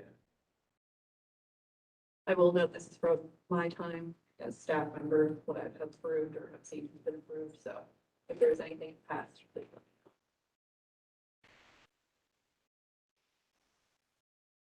know. Let's jump. Staying away from garage door discussions. I don't think you're allowed to. Sure. Yeah, I don't have any. Do I have a motion? Motion to approve, item 9, GB-22-01-004, 711 Mohawk Street. Is there a second? Second. All those in favor say aye. Aye. All those opposed, same sign. Aye. Motion does not carry. But a flush panel would make it resubmitted or the eventual. I would talk to HBO council. They could guide you on what would be acceptable. Yeah, that would be with the previous email that I've sent you. Thank you very much. Thank you. Item number 10, 771 South Fifth Street, item GV 22-1-005. Applicant here. Regarding radon.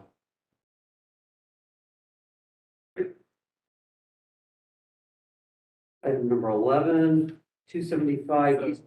Well, then maybe they'll show up later. Yeah, I've got it circled. Application number GV 22-1-006, 275 East Whittier Street. Hello. Hi.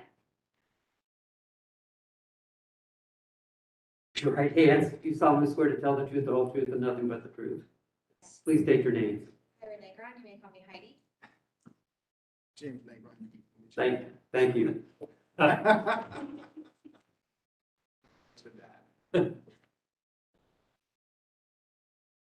So I have some updated documents Could that. could we have? Oh, Okay, you're fine. No, you're fine. Thank you. I'll do Thank staff you. report and then we'll continue. For the record, she's her mother's child. Oh, Dad. Thank God. All right. Sorry, Morgan. I didn't You mean are to fine. press that. No worries. Proposed work description, remove existing wood fence to the extent of the structure, construct a new two-story wood frame carriage house. Proposed structure will sit within the current property lines. The height of the carriage house will be 24.5 feet, which is below the average height of the adjacent properties. The total lot coverage is 44%, and the proposed carriage house setback will be 2.3 feet to align with the neighboring properties and allow for a larger turning radius.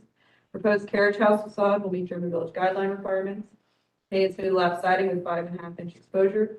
Windows will be 3 feet by 6 feet, one light double hung. Doors will be 3 feet by 6 feet 8 inches, 4-panel wood with 1 foot 4 inches transom.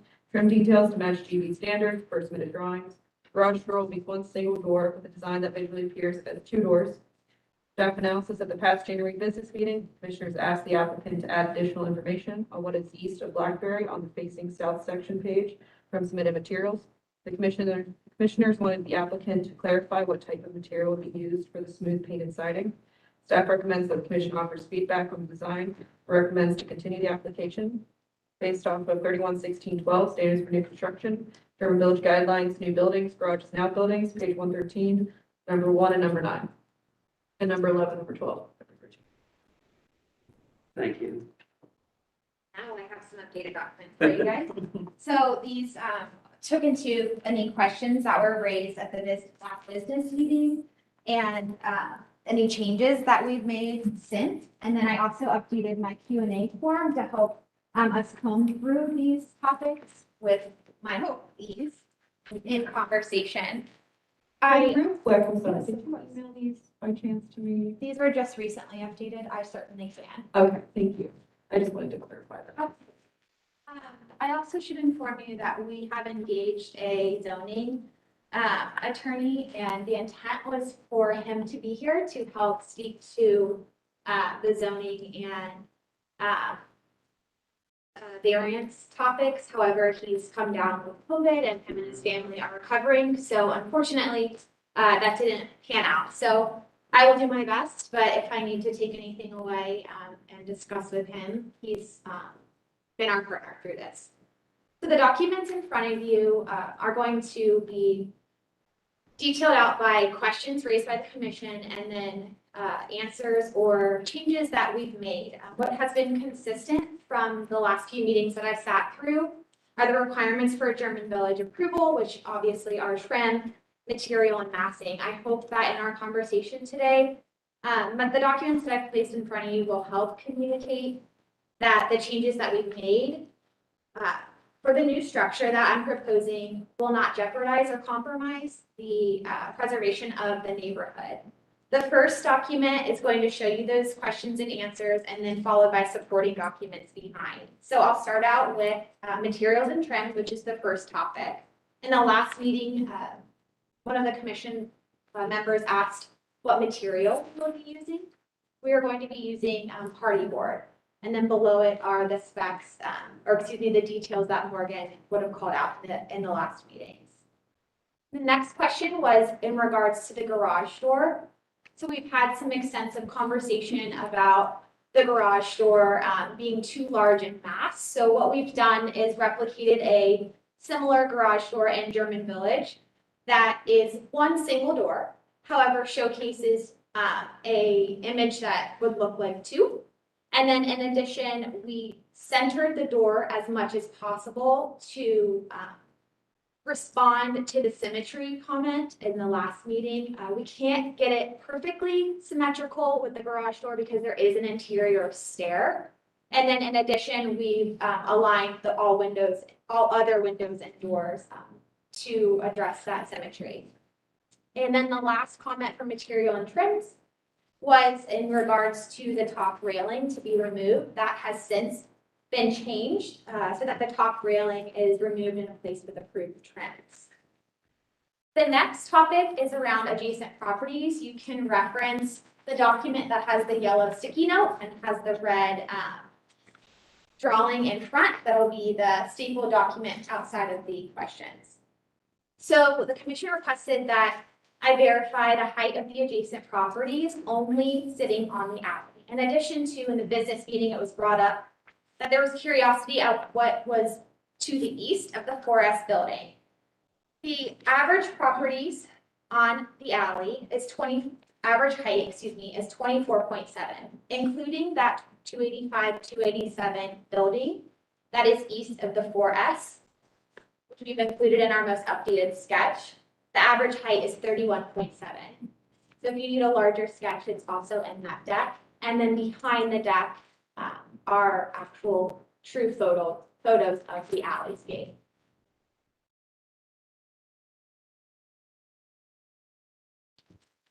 I also have lot coverage questions that answers that were in response to questions asked by the commission. The commission had asked that we keep our lot coverage underneath 50%. We are at 44%. The colorful sketch is going to show you the lot in purple, the alley in light blue, the existing structure, which is my home, and then the new structure in green, which is the carriage house that we're proposing.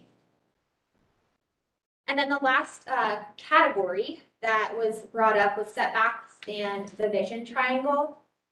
So we did adjust our setback around 2 feet to allow for a 20-foot turning radius, and that's reflected in the most updated drawings in front of you.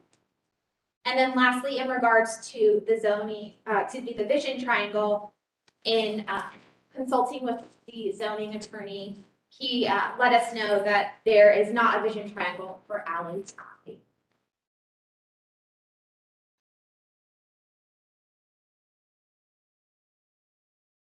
That covers the updates that I had to start off.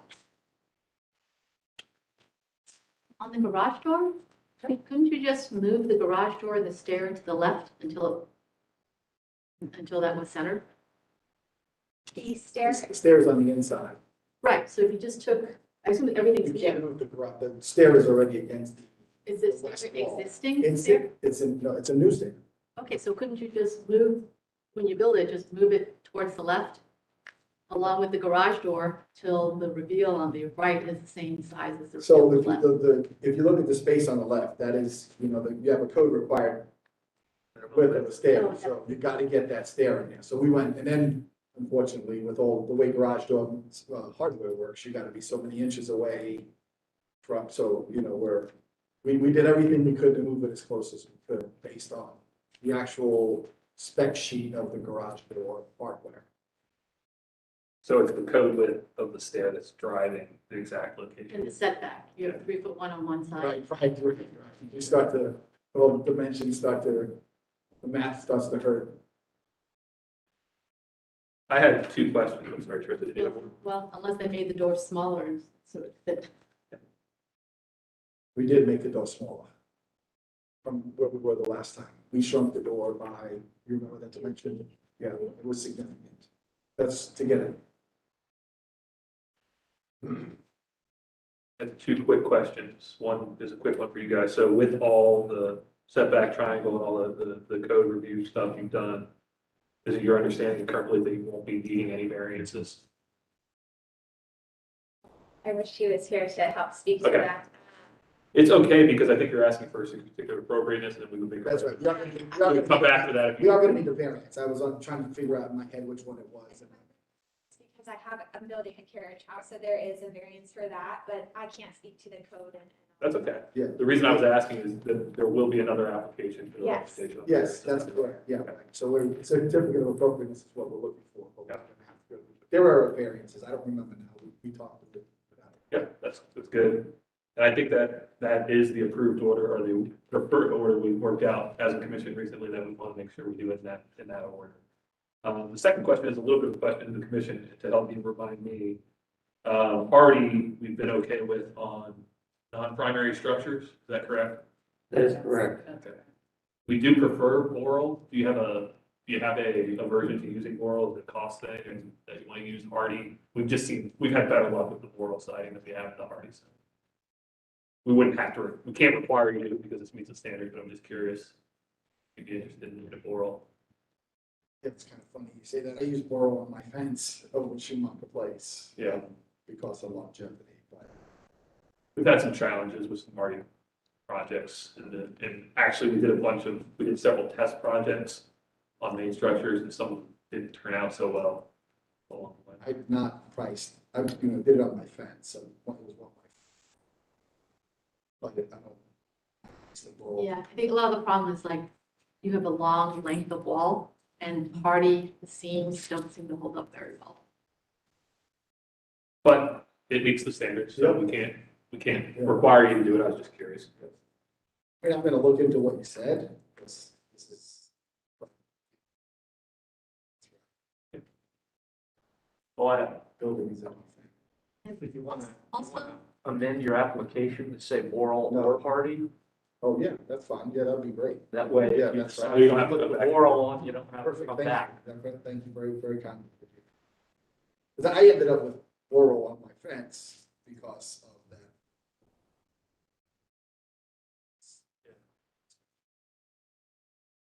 Thank you for doing it.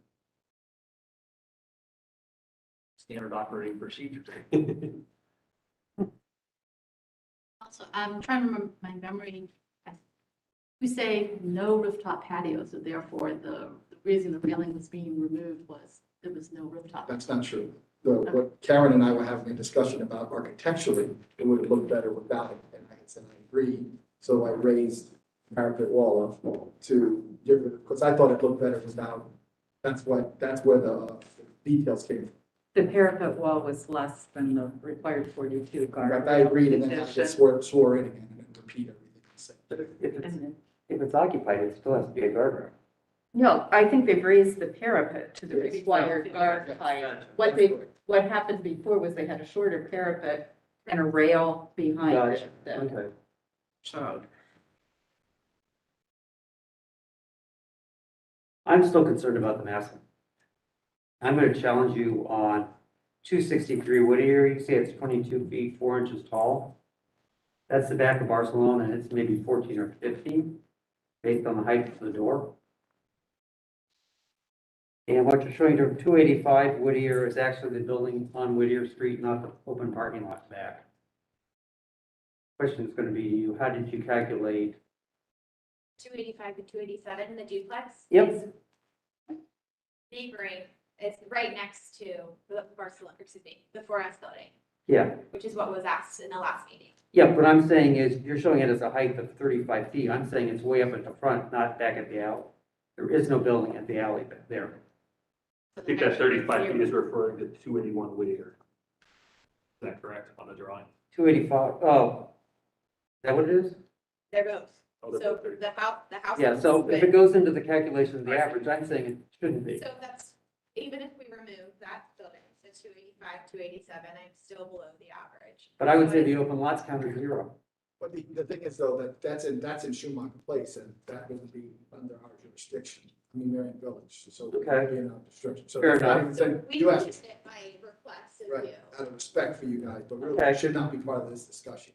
Okay, I'm still saying you're way oversized for that alley. What's on that alley? Not based on the average, but based on massing. Massing and everything else. I mean, I think open parking lots are 0. You don't get any height, but it still counts as linear foot to be considered. Yeah, this is an alley, this is not a streetscape. It does, no, it still counts, I'm sorry.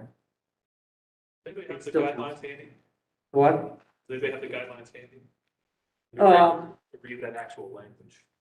Because you, Commissioner Fairley. Commercial property, because it says the height of the adjacent buildings, but Ned, you're giving them a 0 for. yeah, the fabric of the street and alley and its height and massing should not influence the guideline requirements. It's the height of the adjacent buildings. That's what the guidelines say, right? Yeah. The absence of a building wouldn't count as a zero. I think it does, to me. And I'm gonna go further with the CS building, whatever's next door, is the exception to that. And by building this thing next to it so big, you're denying its exceptionality.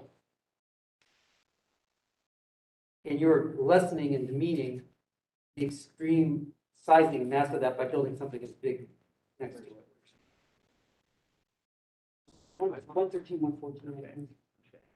Yeah, I mean, I can take exception of your comments. There's plenty of examples in German Village where they have these, these kind of buildings approved as recently as the one. With a third level deck on it? You're mixing apples and oranges right now. I'm still saying, okay, but Let's not mix apples and two oranges. full stories with a flat roof. That's correct. I'd like some examples, please. Time, but I'm happy. Yeah, please do. But you have approved rooftop decks in German Village. This is also. I can think of one or two, Two, I can think of two. and they were on a one-story garage, not a two-story. One was on a house addition. Another one was on. One story, right? Like you said, 2 stories. I'm saying I can't think of any on top of a two-story garage. But as long as it doesn't matter if you're meeting the average height, you can't mix apples and oranges. You can't. You're mixing two different topics. An occupiable third floor is got clearances, et cetera. That is an exception to the rule. You're gonna have all sorts of stuff sticking up on top up there. It is gonna be the exception visually to everything around this building in the neighborhood. This does not comply with being part of the fabric of the neighborhood. The massing's too big, the functionality is too big, it's 3 stories. This goes in against everything about massing and being compatible with the fabric and structure of that alley. There's no consistency in the architecture in that. I'm not talking about the architecture, I'm talking about the massing. There's no consistency, or the massing. There's no consistency because you go from Barcelona. Which is only about 14 feet. It's twice the height of a door. Barcelona. The back of Barcelona on the alley. Take a look at it. I think that. I'm looking at it right here.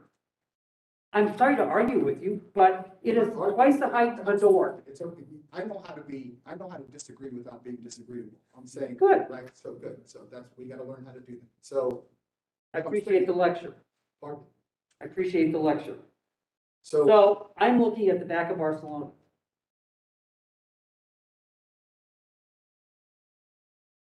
So do I every day. Yeah. Again, I've had myself measure it. I've had the professionals measure it. I'm not So making up a if number. that is 24 feet high, that door is a 12-foot high door? That I can't speak to the door height, but. Okay, but that's how I would judge it as an architect. That's probably a 6'8" door, probably standard. let me see I don't know which elevation. Yeah, certainly. Yep. I've been vaccinated.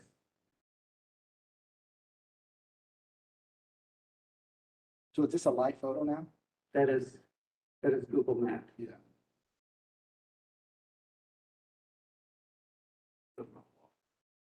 Huh? Not live. Yeah, that's what I meant. Google. So, this is only one part of the parcel.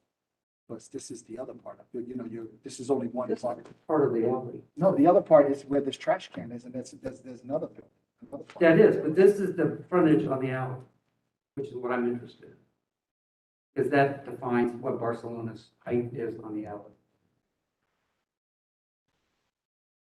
We still have to go by the averages, that's what the law says. So in regards to the other paragraphs that you were referring to, these were the two that I showed the last meeting. And again, my zoning attorney has the information on when these were approved. I don't, I apologize. So 179 Dutchler, and this is Lansing, which my address cropped out, but nonetheless.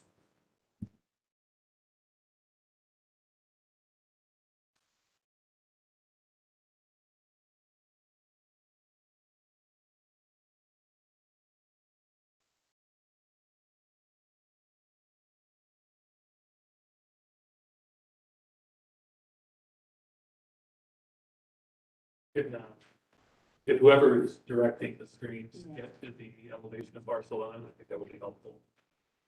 To the right. To the left of my home. To the left. Yep, down that alley. That's the right. I think they're online, they're catching up with us. If they spin bright enough, far enough, they'll get to the left too. He's heading east. Who's doing that? Who's controlling? It's all somebody elsewhere, offsite. Yes. We normally have another staff member helping with The man behind the curtain. the lady behind the curtain. Here we go.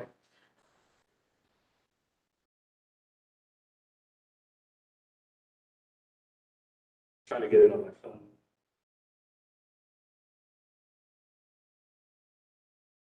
This is not the building in question, correct? Correct. That's on the other side. Okay.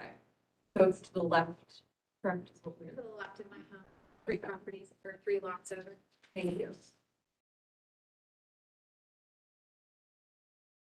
While we're waiting for that, Jeff, do you have that section where you could read the height average exact language? I'm looking for it. Thank you. I always say I'm gonna bring my guideline, but I always forget. Well, it's not, I don't think it's in the guidelines, it's in the code, Oh, it's in the I code. think. Gotcha. I thought it was in that new And when they construction. printed the new guidelines, they didn't include the code. Okay, cool. They changed the guidelines, but not the index. Yeah. So just to state where I am with things, if we meet the technical code of the averages, the other part that is the deciding factor for me is the varying one of the 3 categories, detailing materials and massing. We're varying massing, but we're maintaining detailing and materials, and I would be for the application as it stands now. So just for clarity. If we meet those averages. And we, I mean, we were not trying to mislead you, Drew. We tried to, I'm to try to. put the not information accusing out. you of that I at don't all. feel like you are. I'm just telling you, no. I didn't feel like you were. No, I'm just, gotta make sure the calculations are right. We're all looking at the same thing, that's all. So I apologize if I, Yeah, it's okay. I can go from 0 to 500 quick and I apologize. So, my heritage is the same, so I've said that, not us. I'm not being from New York. Okay. Heidi's not, I am. Into it.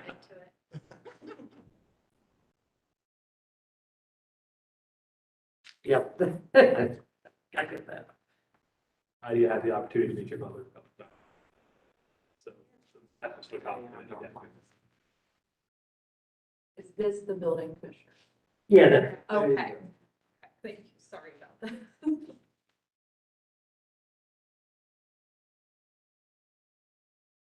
I saw it last night. So I saw it last night, I can't believe it. Yeah, something. It's.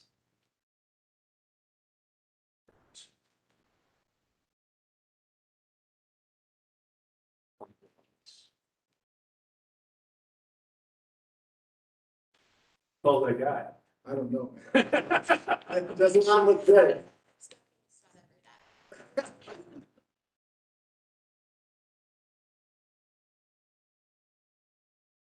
I did have garages and outbuildings that overwhelm or compete with the residents or nearby structures are not subordinate and therefore should be avoided. Keep dimensions as small as possible. That's from that garage section of the, Pulled that from the guidelines last night.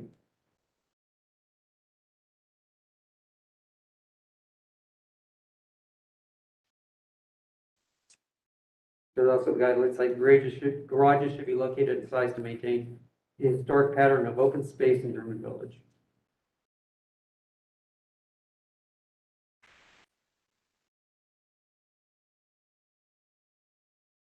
Let's put them at the back of the lot.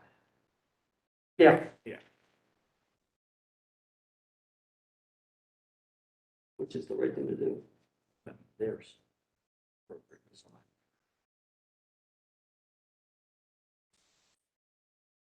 Brad, any further discussion? No, I'm good. Teresa? I just know we have previously not approved third floor patios, patios. That's my major concern. I remember distinctly the one I think it was on somewhere near Jackson, somebody wanted to build an addition to their house and there was a third floor patio. It's just like, absolutely not allowed. We remember the basis of that disapproval, It was the height. the height.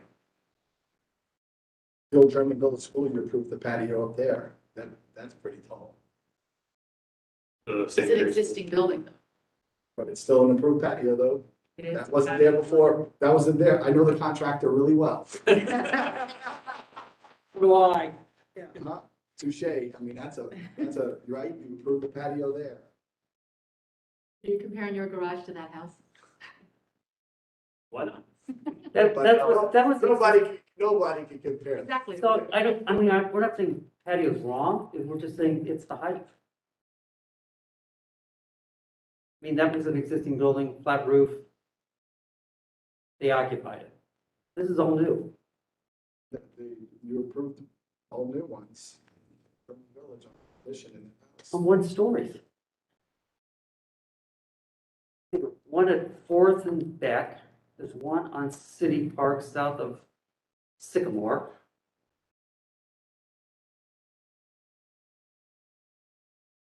Both are one stories on top of a one-story structure.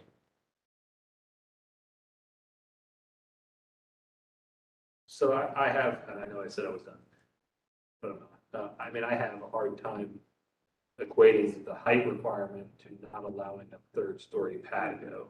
I think we have to get at what defines the height, and I think it is the uppermost piece. Now, Ned, I think your argument is there will be other things up there, right, that are non-permanent structure. But the height is the height of the building in my estimation. So it's the top of that parapet is the height of the building, right? And so if it is within the averages as defined by the code and deemed to be accessible by this commission from a massing standpoint, then it would be acceptable as a patio, even if, as long as the height is absolutely correct. In my mind.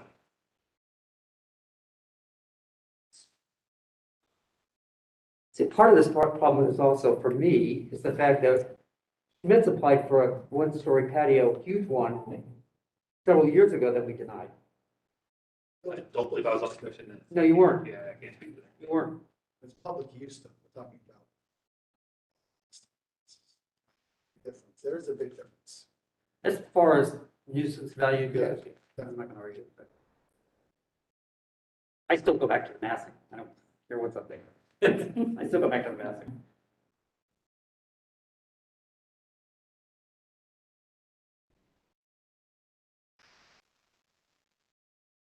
You see where it lands? Take a scratch. Red? What's the number not correct? Well, I'm just asking. Support, yea or nay, not a vote. Yeah. I'm on nay. I support. Nay. Yeah, I'm not happy with this. Of course, I'm not happy with any of the proliferation of carriage houses. Much less this one that's gonna stick out like a sore thumb. Like the others I've voted against that have stuck out like sore thumbs. We can take a vote. Or we can continue it, take a vote, you can challenge it for the guidelines and law. Appeal it.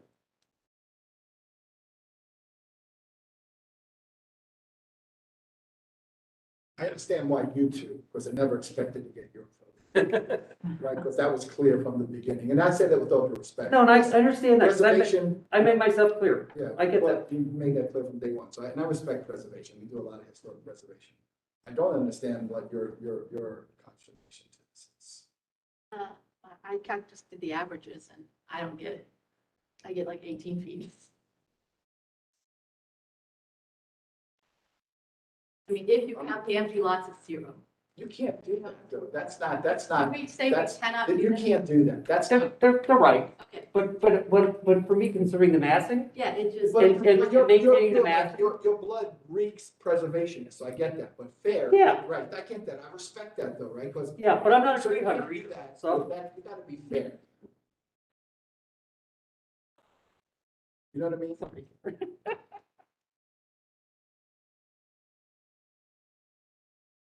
To me, regardless of the heights, and I'm not trying to, regardless of heights, the massing just doesn't go with the rest of the alley, that's my problem. It'd be better than what they're building across the street then. So,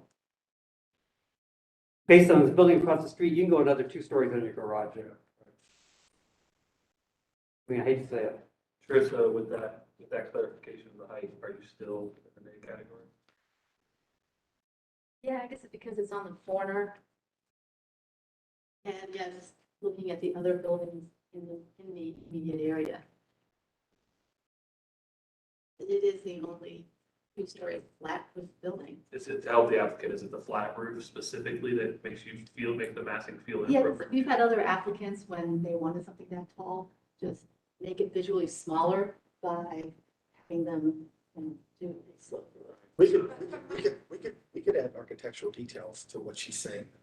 Well, we had them make the sloped roof so that the roof line visually receded away, so it didn't come across as a full 2-story building, right on the And let me ask you this, could you slope the side of the alley and still retain a 3rd floor deck on the back half towards the house? partial deck Yeah, that has the roof slope as a wall. To make the height farther from. on the alley I to get think the height that down. this is what we gotta do, right? Because we want to be fair. Let's table our application. Let's see what we can do architecturally to cover.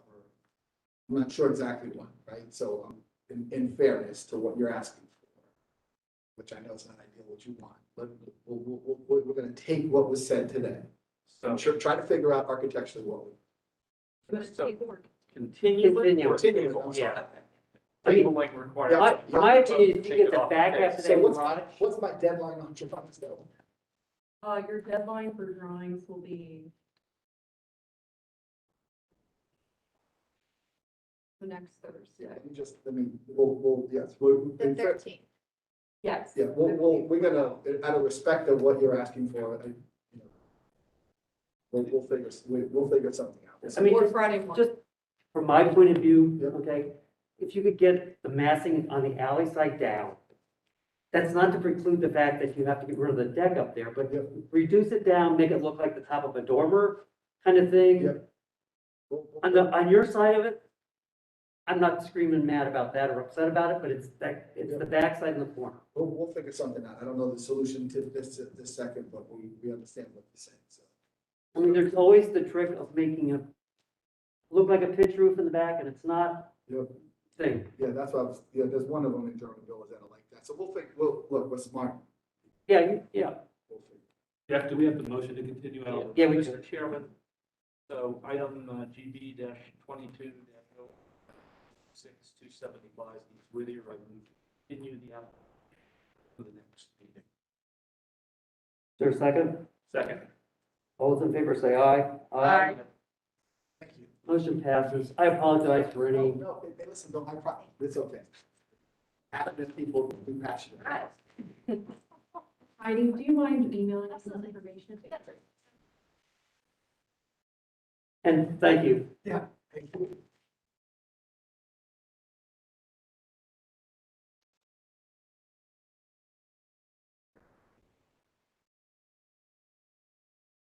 Yeah.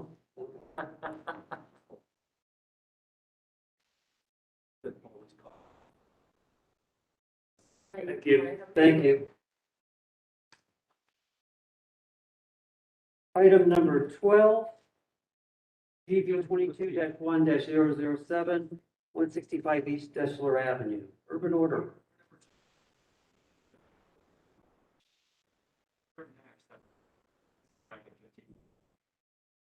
He's also number 14 as well, so. Yes, yes. That's just kind of how I have it.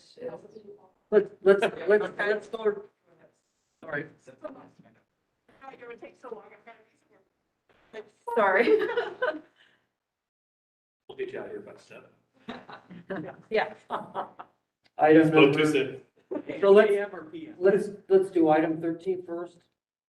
Take a decision on that, give you guidance on, I believe, number 15. Yes. So 886-888 Macon Alley, GB 22-01-008. Please raise your right hand. Do you solemnly swear to tell the truth, the whole truth, and nothing but the truth? And state your name. Kayla Sweeney. Thank you very much. Proposed to replace 2 broken existing porch lights with 2 new matching exterior porch light fixtures. Light fixtures will be black metal wall lanterns. They are 6 inches wide by 10 inches, oh my God, 10.6 inches height and 7.5 E. I'm not sure what E means, so I apologize about that. Back plate is 4.5 inches wide and 7 inches in height. At the past January business meeting, commissioners stated that the back plate for the existing appears to be rather close to the front door jambs. Commissioners requested the size of the existing back plate to compare to the proposed. Staff recommends approval with any all clarifications to be submitted to staff for review and approval prior to issuance of certificate. This is based off German Village guidelines, site lighting, street furniture, pools, fountains, and gazebos, page 122, number 3. Anything to add, clarify? The existing backplate, 4 1/4 by 6 1/2. From what I can tell from photographs, it's just gonna fit. Yeah, it's slightly larger, but But you're okay, I think, yeah. How big is the light? How tall is the light? It's Existing light. the existing light, I think, And from the bricks? to the- yeah, 3 I would bricks say and range. roughly, So it's Similar. It's same size. Yeah, that's the size. Commissioners, Brent, Like the fixture. Krista? Karen? I'm good. Do I have a motion, please?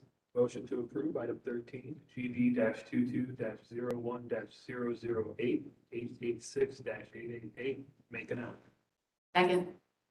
All those in favor, please say aye. Aye. Aye. All those opposed, same sign. Motion passes. Item 14, again, 886-888 Macon Alley. And this This is is conceptual? Yes, this will be. Proposed work description, applicant is proposing to paint siding a slate gray color to match the slate roof shingles, or proposing to replace existing white siding, depending on condition, with similar and slate gray color. Applicant wants to receive initial feedback from the commissioners on what the best course of action would be for the siding on the dormers, as well as what the commissioners would prefer. The commission should offer design feedback and can be utilized by the applicant to further refine the proposal for review at a future GBC meeting. No action is required. Commissioners? Just kicking it off, because of the existing slate on the dormer, I think a color close to the slate would be appropriate, because that, using the slate as a siding seems to make sense. I don't know that it makes sense to me on the porch section. Would you be painting any of is that stone painted as well? it's not. Would you be painting any of that as well? No, okay. Absolutely not. Yeah. I couldn't tell. Thanks. Sorry, it's late. For dinner. The stones and the lentils. Hopefully, just to take away a lot of the white, it doesn't seem to fit Yeah. the area. We're walking around, the white just seems awful, in my opinion. So you want to paint the previously painted stone on the, The lentils, yes, we have to just paint them something that's similar. So those are painted, stone on? Yes. Okay. Yes. So I think if you could find a color, and I agree, color there that looks better, I would match the porch siding to whatever color you select. Yes. That area, which I think should be different than the dormer. That's my 2 cents. Chris, any comment?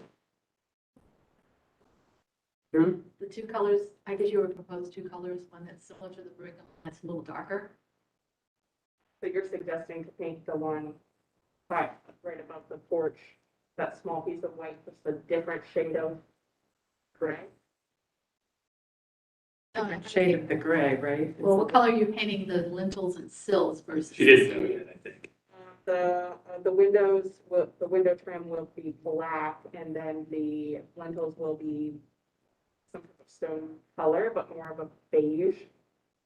That has already been approved through staff. No, okay. Yeah, so that, the lentils have been approved through staff, she's already been issued a seal. So I think what we're There's saying a is similar stone the color. darker slate color for the dormer makes sense, and perhaps a beige to match the other stuff on this side of the porch would be nice. Makes sense. Makes sense. Chris, anything else? No, that makes sense to me too. I'm fine with that. Justin? I used to use gray everywhere. Yeah, I guess my personal opinion would, it would look a lot better if all of the siding was matching and consistent. I would just tie it together and use the one color. You wouldn't get a no vote for me on that, in my opinion. I want to make it look as best as it possibly can, so. Is that helpful? Yes. Thank you. Thank you. Thank you.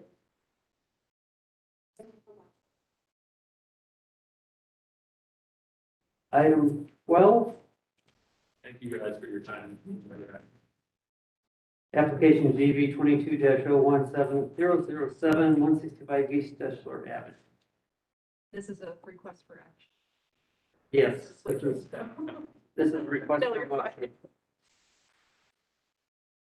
Okay, proposed work description, approved 4-light aluminum clad marble door to be installed at the new porch enclosure as well as the existing back door. Original porch infill was approved in February 2019 with a 2/3 light thermo-true fiberglass door. At the past year business meeting, the commissioners asked if the door that had been installed was the same manufacturer type as the 2019 approved 2/3 light door.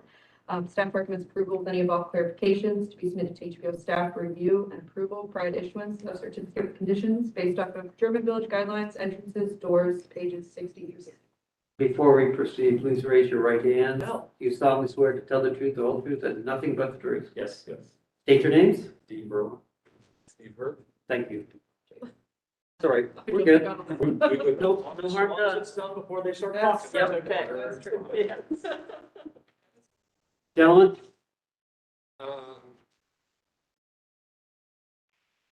Not a whole lot to say?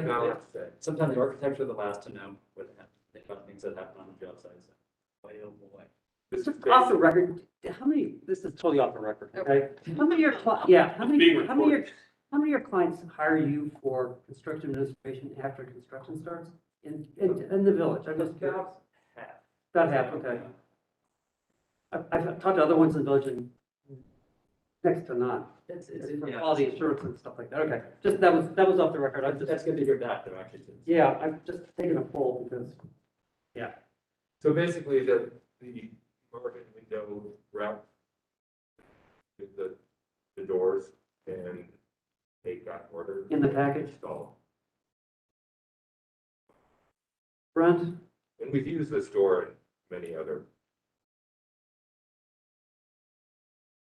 Yeah. I like the other door better. I get the situation. Carissa? Are these doors on the addition? Or, They're on where we enclose the porch, yes. so they're not on the oldest portion of the They're not house? on Okay. Then I'm probably okay with it then. I'm okay with that. Do I have a motion? Motion to approve item 12DD-22-01-007, 165 East Deschler Avenue. All those in favor say aye. Aye. All those opposed, same sign. Motion carries. Thank you. Item 15. GB 22-01-10, 557 South Grant Avenue. This application is conceptual. Proposed work description proposes to remove an existing concrete block garage and an existing sunroom addition, construct a new addition to an existing single-family residence on 2 parcels. New addition will have an asphalt shingle roof, cement board siding, aluminum clad wood windows, and split block foundation. The existing log coverage is 33.5%, and the proposed log coverage will be 50.7%.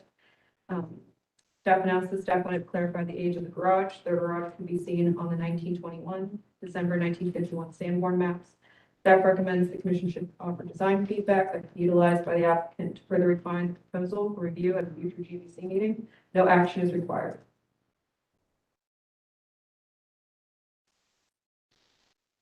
The applicants were sworn in the previous application. So our basic design approach on this was because we have this vacant lot that we're basically putting another house there with this connector, which I think we've done in the past. And we've got this, right now, we've got this big driveway that goes back to that garage. So the curb cut's already there. Curb cut's already there. So looking at putting an addition on here, I think the client wanted to talk about how can we get a garage, increase the backyard a little bit. We are also asking to remove this sunroom kit thing that's on the back, which probably should have been called out on the application, but. So. I think that was assumed That we're removing that. conceptually. So, like I said, from the front, we've got the existing brick house that is close to the street. We pushed the addition back on to replace the sunroom. We've got a flat roof piece that connects to a story and a half. Then we have this sort of slot, 3-foot slot with a lower roof connected to this larger addition. That's the idea. What's on the second floor above the garage? Bedroom.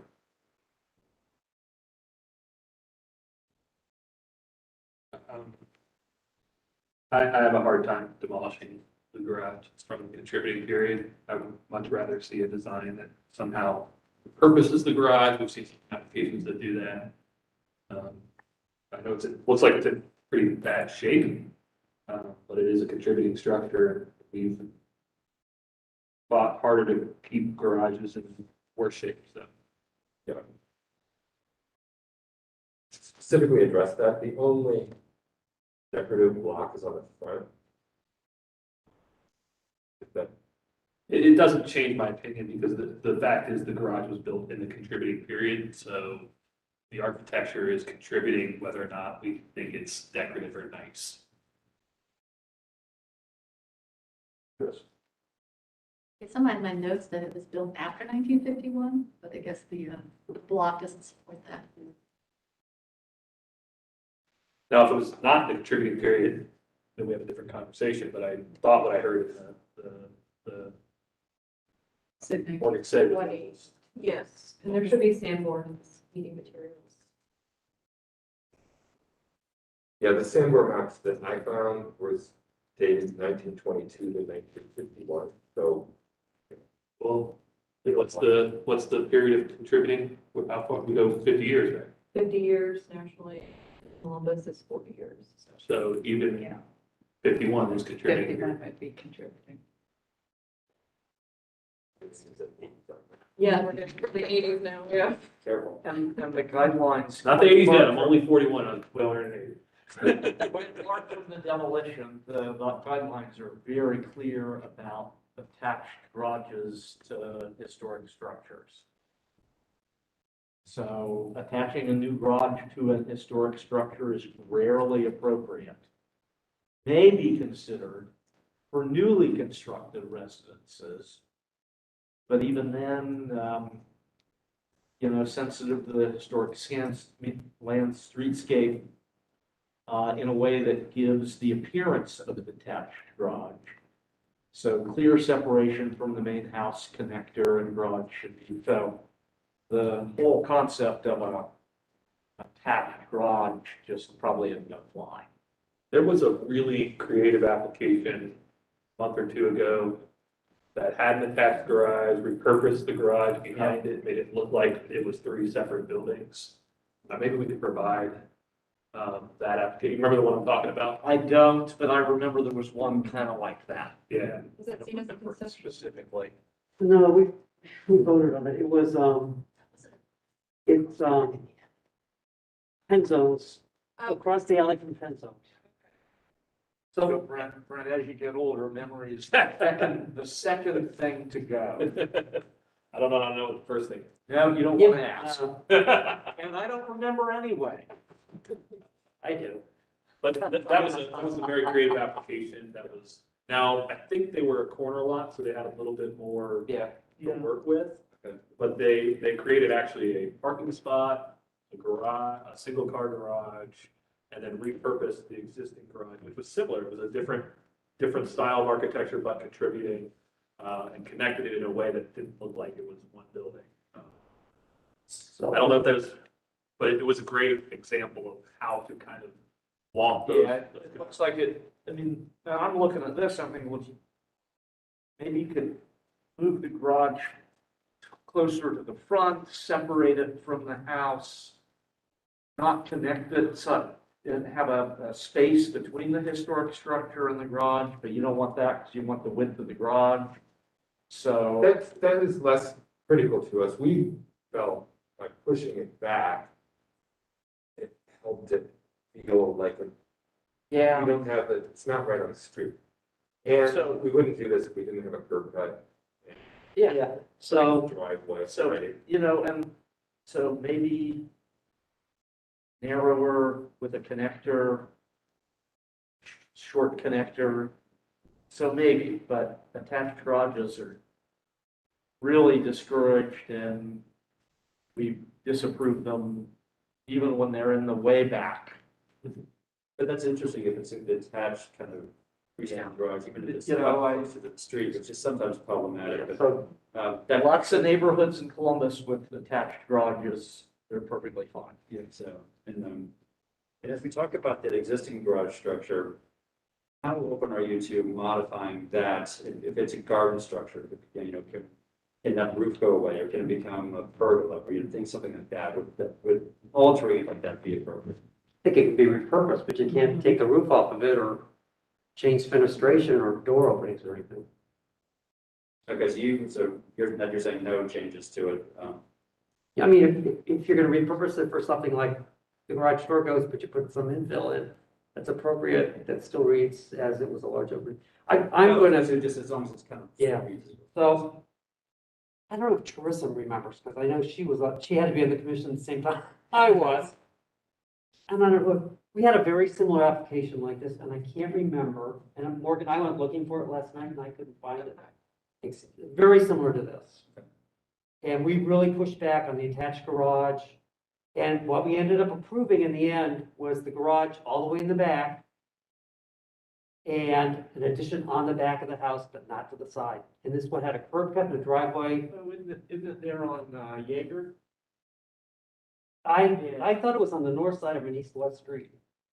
Well, and there's something similar where the repurposed garage. That started out with what you are Yeah. proposing, and that's where we ended up, so. And I'm not thrilled with that, because then it puts the cars in the driveway to the side of the house. So- I could They didn't mention it along the driveway. Yeah. I think that's, I know it's kind of. It used to be Braggley Cottage, it was a yellow, but it had an addition on the back garages below, is that first floor and the addition was on the second floor.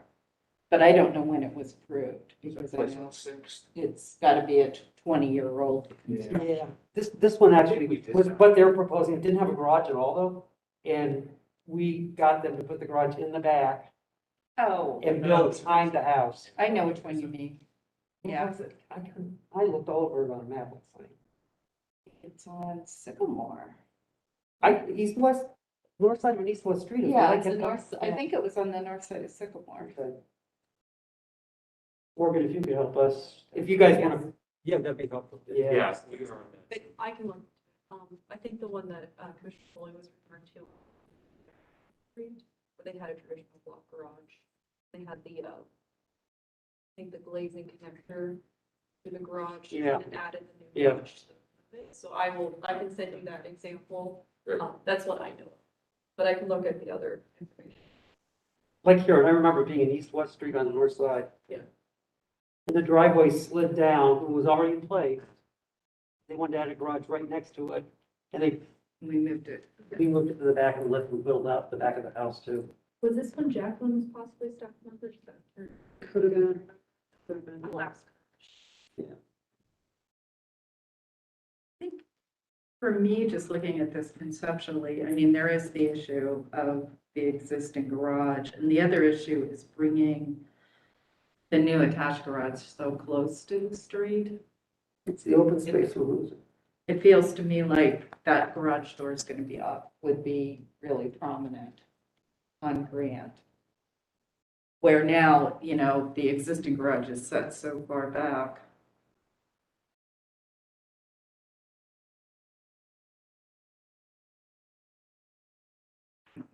Get it all done and save the garage and. But the program expanded as we were working on it. Oh. I can't imagine a homeowner doing it. You know, the elevations make it a little harder to read too, because the elevations actually, because you rendered the addition, it makes it feel like the garage is actually closer. That's it. Yeah. They're not helping that.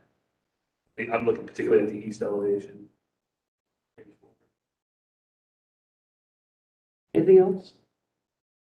I think that's good direction, thank you. So if we are looking at a detached or the appearance of a detached garage, it can be accessed from Jackson, or are we saying gotta get back to the existing garage? We've been able to get there, what you're trying to do. Okay. So just, Probably just depends on the execution. yeah. So. Absolutely. Okay, so I think the one that we were talking about that Morgan just referenced, once you see it, you'll see, because they kind of, there's the main structure, and then there was the garage, and then they built a new garage, and they kind of built a glass piece that connects the three. kind of behind it, so. Exactly. Kind of a web almost.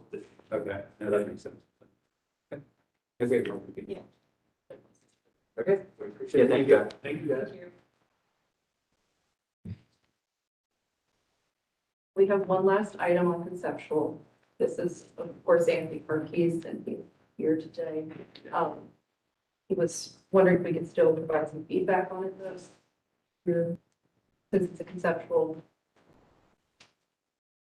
We're 16. number 16, yeah. And he texted me that he's looking for commission feedback on the exterior design changes, as well as the feedback on the smooth horizontal steel siding.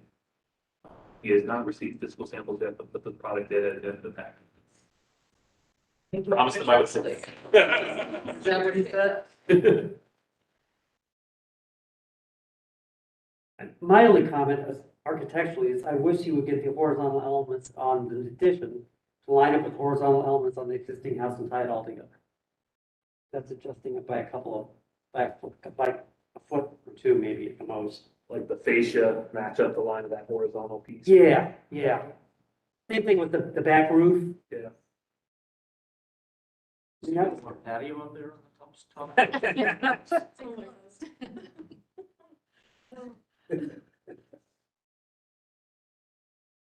That's my only comment. The alignment. To get the horizontal alignments to line up and be more of a rhythmic, nasty thing. I don't know. Teresa? Brent? I kind of agree, it's so close. Yeah, It's I like, know. it's like it's a miss, yeah. Yeah. Yeah. I think it's much, much better than what it was. Much nicer. I like the material change Yep. on the upper area. I did notice on the Sanborn maps that the 51 map shows a filling station, which is interesting, because that filling station would have been a contributing Oh, yeah. Really? Look at the 1951 sandboard that's in there. Just to the north of the site, there's a filling station. Oh, yeah. Just opportunity. And how cool would it have been to have a? There was a Gulf station at the corner of Third and Livingston years ago. Yeah. Sorry for station then. Sidebar. On Frankfurt and Third. Really?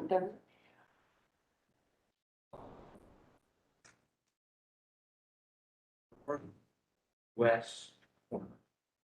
Was that house used as a building? It's kind of an office building, Yeah. right across from. Any other comments for Commissioner Hartke? I feel like we're digressing. Yeah, I think that's all we can. That's what I. Yeah. Okay, so just the alignment for, and then the materials.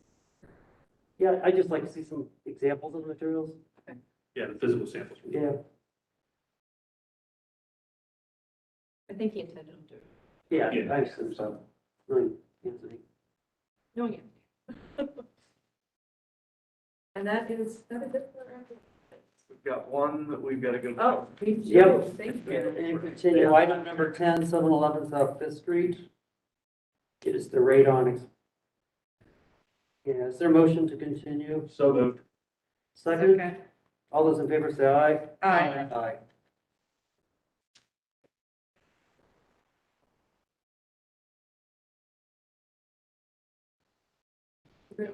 Do I have a motion to adjourn?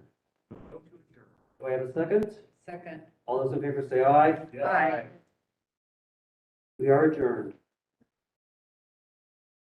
As a audience member, I want to say really work on the St. Mary's project. I thought that was a very healthy, interesting conversation to watch. Well, Good job, parsing it up. you want to have an interesting conversation, come home to my house and have the same conversation with former commissioner. Saying Leave that to you, Commissioner. The intervening structure was approved or demoed. Well, I made the point. You did. And I wanted to make sure that was captured, Yes. that this is not something we would do. Right. And what I was trying to do is issue a little guilt, that, God, it would have really been nice. Catholic, they already. I was gonna say, I know. we understand. Guilt See, is so- Catholic so- Church very well. So if you guys have been raised Episcopalian, we have all the fun of Catholics, but none of the freaking guilt. Well, and what I was. We got the ceremony, we got the robes, we got the communion.